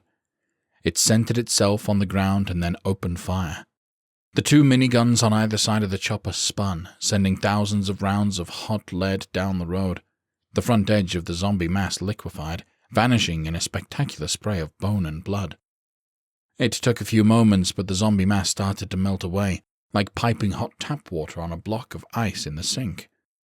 For a solid 30 seconds, the bullets flew, destroying everything in sight. Finally, the bullets ran dry, and Bretz could see through the mass to the other side. The first chopper lifted up, moving away from the battle, while the second one dropped down and turned towards the trucks. It lowered down enough so that Bretz could see the pilot, who motioned for them to follow. The corporal grabbed his CB, barking. "We're on the move!" He popped the truck into gear and raced forward, the rest following behind. He picked up steam to make it past the carnage on the road while the zombies weren't a threat anymore. The puddles of gore on the ground could be an issue if their speed was too low. As he hit the front edge of the massacre, the truck fishtailed a bit, slipping on the liquefied corpses. "Watch it, the road's slick," he said into the radio. Bretz pushed through, getting to the other side of the bridge just in time to see hundreds more ghouls on the road. They were spread out, but still a potential threat. As he pressed up the street, the gunship angled itself while moving forward, unleashing another torrent of minigun fire. The bullets peppered the horde, ripping them to shreds and clearing a path for the trucks. The fire was sustained, shredding everything in their way. The road took a long curve before leading to the bridge, forcing the pilot to maneuver some fancy flying. He continued firing as he made the adjustment around the bend, unleashing the last bit of ammo into the horde. Unfortunately, there was a large pack of ghouls surrounding a small hatchback that couldn't be seen, and the hard fire hit it in just the right way to start a fire. "Watch it, we got a burner," Bretz barked and sped past the car. As Baker passed it, the car exploded and he lost control of the truck, slamming it into the median before skidding off of the road. Bretz immediately slammed on the brakes as all of the other trucks behind his friend were forced to stop. Several of the zombies still standing made their way towards the fallen truck. The corporal didn't hesitate, grabbing his rifle and hopping out of the truck, running as quickly as he could towards Baker. As he ran, he looked up and noticed the pilot frantically pointing towards the bridge. He glanced over his shoulder to see a pack of zombies in the dozens were 100 yards away and closing. He ran as fast as he could as the Apache flew off. There was another second or two of minigun fire, but it ceased and the chopper headed for the coast. Bretz remained focused on the current threat of the half-dozen creatures getting ever closer to Baker. He opened fire, striking a few zombies in the side, doing little more than distracting them. "Yeah, that's it, come get me," he yelled. He ran towards the truck, skirting the ghouls and putting himself between the zombies and Baker, choosing his targets carefully. One by one he aimed and fired, dropping the monsters in quick order. Once they were reduced to a pile of bodies, he whirled around and clambered up into the truck. "Baker," he gushed, "you good?" The private was dazed but conscious, blood running down from his forehead, and turned to look at Bretz with confused eyes. "Come on, man, we gotta move," the corporal urged, holding out his hand. Baker blinked a few times and then reached up to wipe the blood from his face, shaking his head as if to clear it. "What the fuck happened?" he asked. "Chopper boy blew up a car," Bretz replied. Baker grunted. "Nothing like a friendly fire IED, he muttered. "Get your stuff and come on," the corporal said, motioning for him to come. Baker nodded and collected his gear, including his freshly packed food bag. They hit the ground and started running towards Bretz's truck, as Short pulled up behind it. He unrolled his window. "Is Baker okay?" he asked. "That was wild." "Yeah, he's just dinged up," Bretz replied, suddenly realizing his heart had been in his throat the whole time he'd been fighting the zombies. The relief at Baker being alive washed over him, and he straightened his shoulders. "What do you want us to do, Corporal?" Short asked. Bretz motioned ahead. "Get up to the bridge and pick a spot to block off," he instructed. "2 trucks, don't care which, block it off fully. Just leave an opening so I can get through." "We'll take care of it, Corporal," Short replied and rolled out, bringing the CB to his lips to relay the orders to the others. Bretz walked to the passenger side with Baker and helped him up into the seat. "We've been living off scraps for a month," he grunted playfully. "How in the hell are you still this heavy?" "Just lucky, I guess," Baker replied with a lopsided grin. Bretz secured him and then slammed the door, running around to the driver's side. He popped the truck into gear and headed off towards the bridge. As he grew closer, there were still several standing zombies, which he bonked as he went by, unavoidable given how they were staggered across the road. The bridge itself was mostly clear, with only the occasional straggler on it. As he grew closer to the blockade, Hess and Short stood standing outside, picking off zombies within 30 yards of them. There was a truck-sized hole between them, and he easily pulled through. As soon as he was clear, Kent moved his big rig so that the 2 big vehicles blocked off the entire highway bridge. Bretz braked to a stop on the other side and hopped down as the other soldiers clustered around him. "How's Baker?" Hess asked immediately. The corporal nodded. He's fine, just got his bell rung when that car detonated, he explained. I gotta admit, Kent drawled, up until that point those chopper boys put on a hell of a show. Always wondered what a minigun would do to a human body. Hess motioned to the tires of the parked trucks, which were coated in a dark crimson goo. Well, we're going to be reminded of it until we get rescued, because that stuff isn't coming off anytime soon, he said. So, who was staying behind? Bretz asked. Hess and Kent both raised their hands. The corporal took a deep breath. Okay, do me a favor, though, he said. Take Baker. He's going to be okay, but with the way the day is going, I need whoever is going to be with me to the main target to be functioning. Hess nodded. Of course, Corporal. Wait, Kent cut in, raising his palms. You're not still moving ahead, are you? There's only 2 trucks left. You can only get half the bridge with that. Don't have a choice, Bretz replied firmly. Kent's eyes widened. Hell yeah, you got a choice, he declared. Stay here and solidify this position. Make damn sure our boys to the east are good, and once they get here, we can move to the north. Wish I could, believe me, Bretz replied, shaking his head. But even if it's only a partial blockade, it's going to be better than nothing. A significant portion of our troops are coming in from the north, and we need to secure as much of that bridge as possible. He turned to Short, raising an eyebrow. Question is, are you game for it? Yes, sir, the private replied immediately. We'll get it done. Good, I like that attitude, Bretz commended, clapping him on the shoulder. Hess, Kent, let's get Baker transferred over. The trio moved to the passenger's side, and Bretz opened the door. Baker stared down at him, looking bewildered. He drawled. Is there something I should know? Kent smiled. Yeah, you're bunking with us for a few days, he said, jerking a thumb over his shoulder. So toss down your shit so the corporal here can get a move on. Wait, no, Baker said, waving his hands in front of his face. Bretz, you aren't going anywhere without me. He put his foot on the step and slipped, grabbing the door frame to steady himself. I just need a few minutes. That's time we don't have, Bretz said gently. I need you to get out of this truck. Baker stared at him, shaking his head, pain in his eyes. What in the hell are you going to do with only 2 trucks? Yeah, we already tried that angle with him, Kent quipped. Didn't work, so come on now. Baker reluctantly climbed down from the truck, dragging his bag behind him. He turned and glanced at Short, who had been getting his stuff ready to get back to his own truck. You watch after him, you hear? Baker said as firmly as he could, despite his shaky movements. Short nodded. I'll keep him safe, he said. Now you go get some rest. Baker patted him on the shoulder and then stumbled off towards the blockade. You ready to head out? Bretz asked. Short nodded and exchanged a fist bump with Hess and Kent. We'll see you boys on the other side, Kent said, clapping him on the back. Bretz offered him a thin smile and then headed for the driver's seat, ready to face the horrors that lay ahead. Chapter 11. Bretz and Short drove down the highway one behind the other, driving slowly to avoid any more wrecks. The closer they got to their destination, the more seemed to be littering the road. Abandoned cars were scattered about, and countless zombies roamed the streets. The creatures were too dense to avoid, but in small enough groups that the trucks were able to just plow through them. Bretz raised the CB radio to his mouth. We have about a mile to go until we reach the interstate interchange, he said. Once we hit that, we'll be less than a mile from the bridge. How far up do you want to get? Short asked. With the way today is going, I'll settle for just making it to the bridge, the corporal admitted.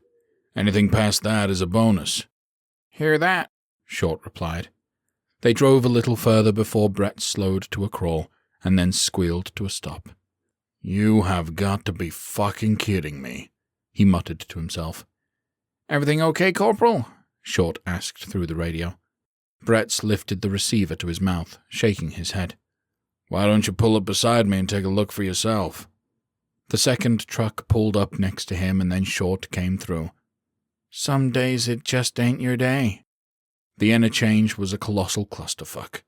There was a major pile-up with overturned cars and transport trucks. To add to the mess, there were a few thousand zombies roaming about. They sat there, dumbfounded, before getting back to it. You got a map over there? Bretz asked. "Yes, sir," Short replied.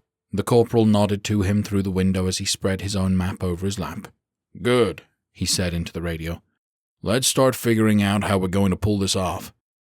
They studied the satellite imagery, tracing fingers over the numerous potential routes. After a few minutes, Bretz finally took a deep breath. "I got one potential, and I'm not a huge fan," he admitted. "Pretty sure we're on the same page, Corporal," Short replied dryly. Bretz sighed. "Okay, that's the plan then," he replied. "We'll backtrack half a mile to the previous exit, then hope to Christ that surface street bridge is clear. We'll have to fight our way through some residential areas and get to the bridge on the north side. Or, do you see something different?" "Nope," Short replied with his own exhale. "That's what I had too." The corporal shook his head. "Looks like there's a break in the median a few 100 yards up," he said. "Let's get turned around." "I'm on your 6, Short replied. Bretz accelerated slowly, carefully making the turn through the emergency crossover in the median. As he came about, there were several zombies in the way which Bretz just rolled over. He cut it a little tight, scraping the back portion of the trailer. "Guess we need to add some paint to the shopping list," Short quipped. Bretz found himself chuckling, glad for the levity. "Nah, scrapes build character," he replied. He moved up the interstate a bit as he waited for his companion to take the turn as well. He looked to the side, watching the zombie-infested neighborhood, the roads packed thick with them. Every nook and cranny of this town is jam-packed with these things, he thought bitterly, starting to wonder if we even have enough resources to pull this off. He continued to stare, just shaking his head in disbelief at the sheer number of them. He snapped out of his reverie as Short blared his horn behind him. "Okay, follow close," Bretz said into the radio. "Those surface streets look like they're going to be a nightmare." "Lead on," Short said. The corporal hit the gas and they convoyed back towards the previous exit. As they descended the ramp, Bretz saw 2 cars at the bottom that appeared to have been involved in a crash at some point. It blocked most of the road. He raised the radio to his mouth. "Lay off a bit, I'm going to have to clear this out," he said, and then hung up the receiver. He sped up, angling the big rig so that it would hit the back bumper of one of the cars. He smacked into it hard, sending broken glass and metal flying through the air. The jolt threw him around in the cab a bit, shaking him up. The noise, of course, attracted some unwanted attention, and zombies began pouring out of the side streets, slowly filling the road ahead of them. "Shit, that woke them up," he said into the radio. "We're going to have to haul ass or we're going to get trapped." He hit the gas, truck picking up steam as the road to the bridge filled with more and more ghouls. There was a narrow path in the center of the road, and he aimed for it, silently praying. As he pushed forward, hands smacked against the front grille as the undead reached for it. Soon the light smacks turned into thuds as bodies shambled out in front, and he punched the accelerator even more. He glanced into his side mirror, watching as more zombies filled in behind him, getting in the way of Short's truck. "You gotta keep your foot on the gas," Bretz said firmly into the radio. "Trying to, Corporal," Short replied. "Engine isn't too happy about it, though." Bretz shook his head, his stomach sinking at their situation. He perked up a bit at the sight of the front edge of the bridge a few blocks ahead. There were zombies there, but it was mostly clear, nothing like the streets they were currently on. "Just keep pushing," he urged. "The bridge is just ahead." Bretz floored it, giving the truck everything it had. He made it to the bridge, obliterating a group of zombies at the front of it, shaking the truck violently. The impact caused him to briefly lose control, smacking into the concrete barrier on the 2-lane bridge. He struggled with the wheel but regained control, breathing a sigh of relief at the close call. He slowed down a bit, as the bridge wasn't as packed as the street, Short doing the same thing once he was up. Bretz checked the side mirror, seeing the front of the big rig covered in blood, several rotted limbs sticking out of the grill, and a few creatures jammed up into the wheel wells. "How's your truck doing?" he asked. "Not too good," Short admitted. "I don't know if she's going to make the bridge or not." Bretz muttered obscenities under his breath and then looked in the mirror again, seeing smoke furling out from beneath the hood. "Damn it, no way that's making it to the bridge," he said to himself. He made a westward turn towards the target, reaching a street along the waterfront. When he turned, he glanced to the right, seeing a college campus jam-packed with zombies. How are you doing back there? He asked into the radio. With the way this thing is chugging, I'm going to be dead in the water in under a minute, Short replied, voice rising. Bretz frantically looked around for some sort of solution. Finally, he spotted a grocery store on the edge of campus. Get to that grocery store on the right, he barked into the radio. Get as close to the building as you can. See you there, Short replied. The two trucks veered off of the road and into the lot, with easily 100 zombies strewn about. They turned, moaning, arms reaching for the trucks. Bretz drove down the outer aisle, smacking into the occasional ghoul before making the turn to the front of the store. He bumped it up onto the sidewalk, scraping up against the wall and crushing some zombies as he went. He looked in the side mirror to see Short following suit, parking just behind him. Bretz rolled down the window, looking out to see outstretched arms, less than a foot below him. There were a dozen creatures right there, with more headed his way. He carefully climbed out the window, pulling himself up onto the hood, and climbing on top of the trailer. He strolled to the back and watched Short kick out the front windshield to get out. The private stood on the front of the truck, a few feet away from Bretz's, and tossed over his bag and a container of water. The corporal held out his hand to help him climb over the rotted chorus below. One last check for a truck, I take it? Short asked. Bretz nodded. Figured we're here, might as well, right? He spread his arm like a game show host, presenting the roof of the grocery store to his companion. Short took a run at it, leaping the several-foot height and pulling himself up. He turned around and reached down to help Bretz climb after him. They walked towards the back of the store, the sun warming their skin as they strolled. I know we're almost in November, Short began, and then paused. Or heck, we might already be. Kind of lost track of days lately. Bretz snorted. No kidding. But this weather reminds me of being back on the farm, Short continued. Bright sun, blue skies, and a nice breeze to keep it from getting too hot. The corporal cocked his head. Spend a lot of time on the farm, did you? Oh, yes, sir, the private replied. Started helping my dad pick eggs up from the chickens when I was 4 years old. Every summer, every vacation, and weekend. I was out there bright and early with him. Well, I hope you took good notes, because when all this is over, we're going to have a lot of mouths to feed, Bretz replied. Dang, I hadn't thought about that, Short mused. Gonna be a long winter. Bretz shook his head. Can't have a long winter unless we get to it first.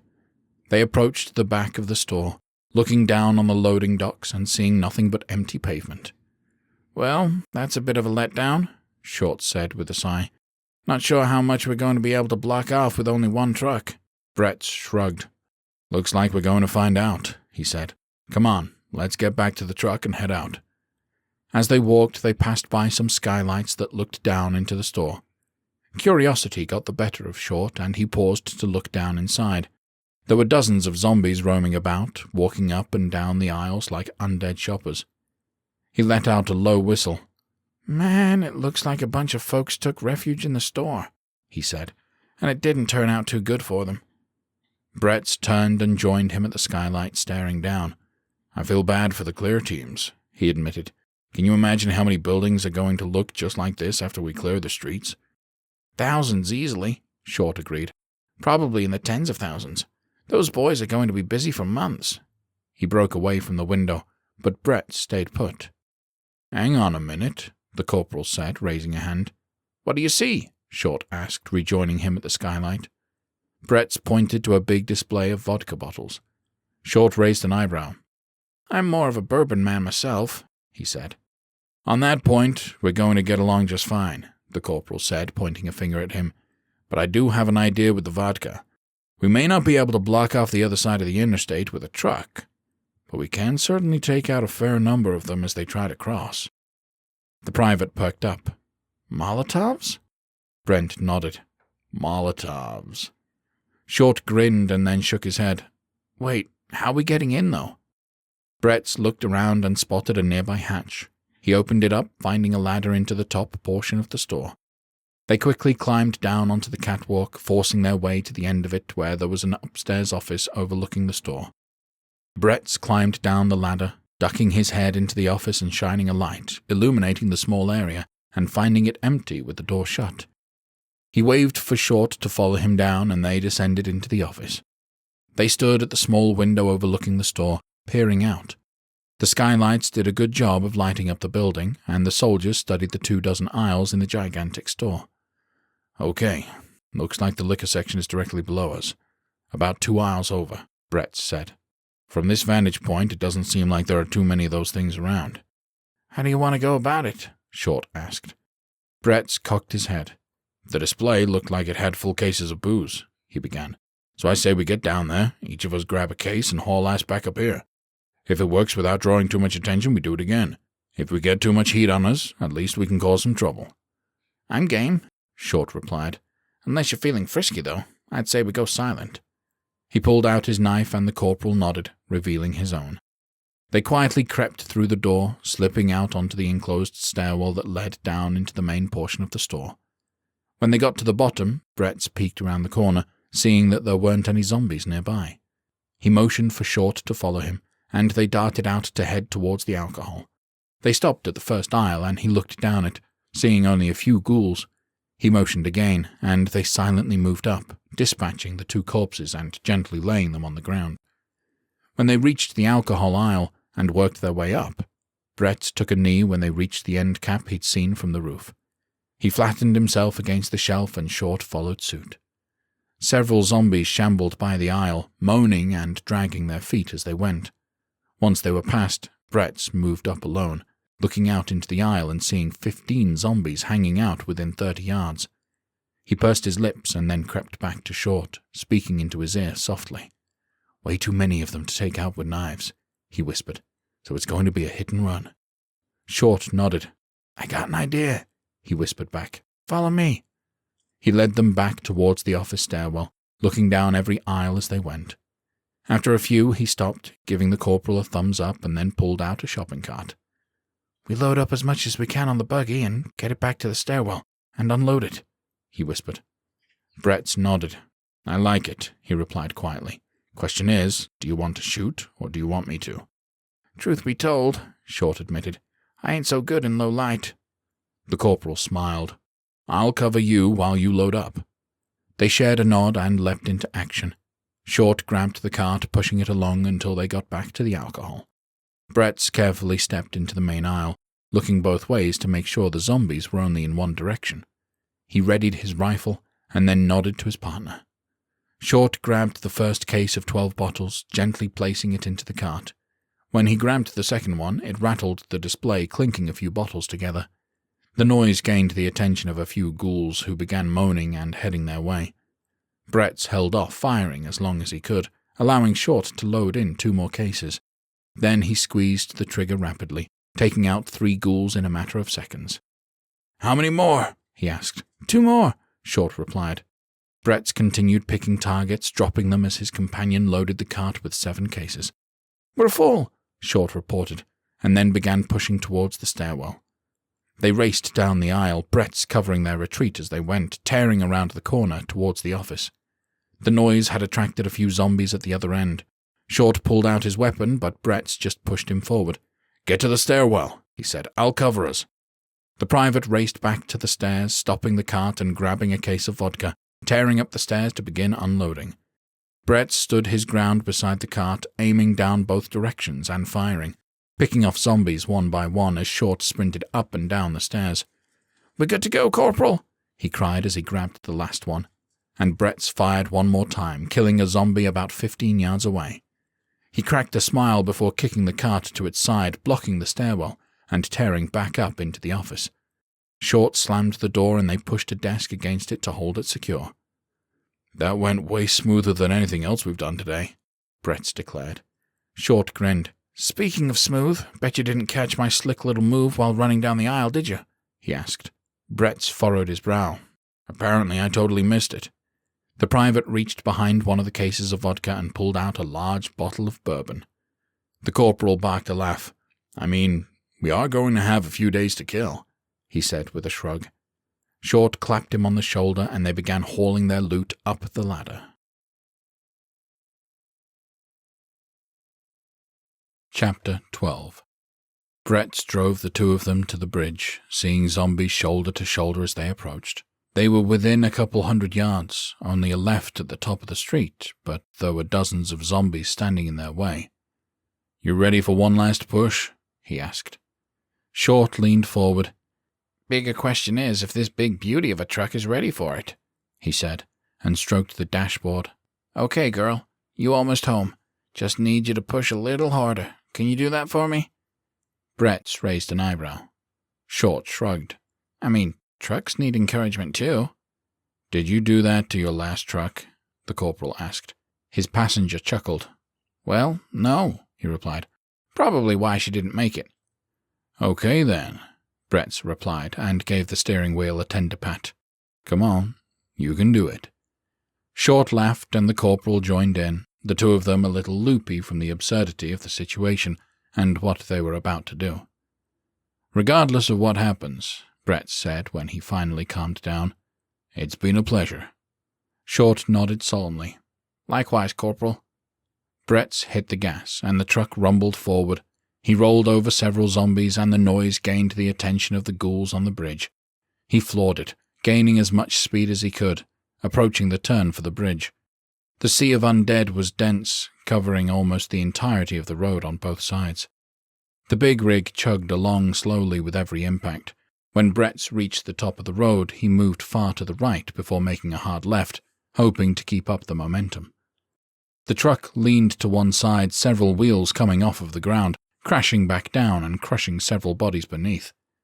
The impact sent bones jutting out of bodies, and a loud pop sounded as one of the tires blew. The sudden loss caused the truck to jar to the right, but Bretz was able to correct it. The zombies on the bridge pressed up against the vehicle, covering it on all sides. The remaining tires squealed, struggling to gain traction between the blood coating them and the dense force of the dead in front of it. Come on, Short yelled. We're almost there. The front wheels crossed the bridge threshold, and as soon as it did, Bretz began to angle the truck. The tires whined as the truck inched along, taking nearly a minute of constant flooring to make it to the edge of the bridge. Bretz checked his side mirror, seeing that the trailer portion stretched across 2 lanes of traffic, with only a single lane left empty. He took a deep breath and cut the engine, patting the steering wheel. You did good, girl, he cooed. Short shook his head in disbelief. Hell, if I knew that was going to work, I would have been praising every vehicle I've ever been in, he said. What do you say we go check out the view? The corporal asked. The 2 soldiers rolled down their windows, carefully crawling out to the hood before hopping up on top of the trailer. They looked down the bridge at the ocean of death. It was packed so densely that not a single inch of pavement was visible. Bretz stood at the front of the truck, staring at the other side of the interstate that was just as packed. A decently sized crowd had stopped moving and staring up at him, arms outstretched. Well, maybe everything isn't lost, he thought. Hey, Corporal, come check this out, Short said from the rear. Bretz headed back to where his partner stood and cocked his head. Short pointed to the water in the distance, where there were a couple dozen small boats on the water, all headed towards Mercer Island. Looks like that island landing went well, Bretz said. Hopefully they were able to secure it. Short nodded. Maybe there's some hope for this after all. Could be, Bretz replied distantly. Could be. He reached into his pocket and pulled out the satellite phone, dialing it up. After a few moments, David answered. Captain Kersey's line, he greeted. The corporal cleared his throat. It's Bretz. Let me speak to the captain. Hang on, Corporal, David replied, and there was a moment of silence before the line clicked back on. Your team at the bridge? Kersey asked. Bretz nodded. The 520 bridge protecting the eastern force is secure, he reported. Guard 2 trucks there with 3 men to pick off stragglers. And the main target? Kersey prompted. Bretz took a deep breath. 1 truck, he replied. 2 men. There was a moment of silence before the captain asked, Resistance a bit more than originally anticipated? The corporal couldn't help but chuckle. You could say that, bud, he said. To be perfectly honest, we were lucky to get the 1 truck we did here. If it had conked out 5 yards earlier, we would have fallen just short. How's it looking up there? Kersey asked. Bretz turned and stared down at the undead ocean. Like a shit show and a half, he said. Can't see any pavement at all. Hopefully the ones across the way will be more interested in you than our teams to the north, the captain replied. Bretz shrugged. Well, if they aren't, we did manage to secure a few dozen Molotovs, he said. So we'll be able to stem the tide a bit. Hopefully that will be enough, Kersey replied. There was another tense moment of silence, and he quickly added, And, Bretz, I know you did everything you could to complete this mission. I have no doubt in my mind that nobody could have done it better. The corporal swallowed hard. Appreciate that, Kersey. Sure thing, the captain replied. Well, you boys get comfortable, and we'll get to you as quick as we can. Bretz nodded. No rush, he assured him. The young private here managed to sneak us a bottle of bourbon while we were securing the Molotovs, so we'll be good for a while. Did he get the good stuff? Kersey asked, sounding amused. Bretz glanced at his partner. Captain wants to know if you got the good bourbon, he said. Oh, hell yeah, Corporal, Short replied with a lopsided grin. Top shelf all the way, none of that well bullshit. Bretz chuckled. He says top shelf, he said into the phone. Remind me to give him a promotion once you guys get back safe, Kersey replied. Bretz laughed and gave Short a thumbs up. He'll be pleased to hear that. Well, you two stay safe, Kersey continued. I need to report to General Stevens and let him know what the situation is. The corporal nodded, tilting his head back to let the sun fall on his face. If you need us, you know where we'll be. You got it, Kersey replied. And again, great job today, Bretz. Thanks, Cap, he replied, and the line went dead. He pocketed the phone and scratched the back of his head, suddenly realizing the stench wafting off of the carpet on the dead was rather ripe. So, what now, Corporal? Short asked. Bretz shrugged. I don't know, he replied honestly. You want to try out one of those Molotovs to make sure they work? You know, for science? Hell yeah, Short replied, laughing. I'll grab a bottle. As the kid darted to the front of the truck, Bretz pursed his lips, struggling to keep his composure. The fight was over for the time being, which was a relief, but the future was uncertain. All he could do now was drink some bourbon with a country kid and toss some Molotovs onto a horde of undead. The end. Up next, the action shifts to the southwest as a single ship makes a desperate beach landing in an attempt to create a southern front in the war in Seattle, Part 4.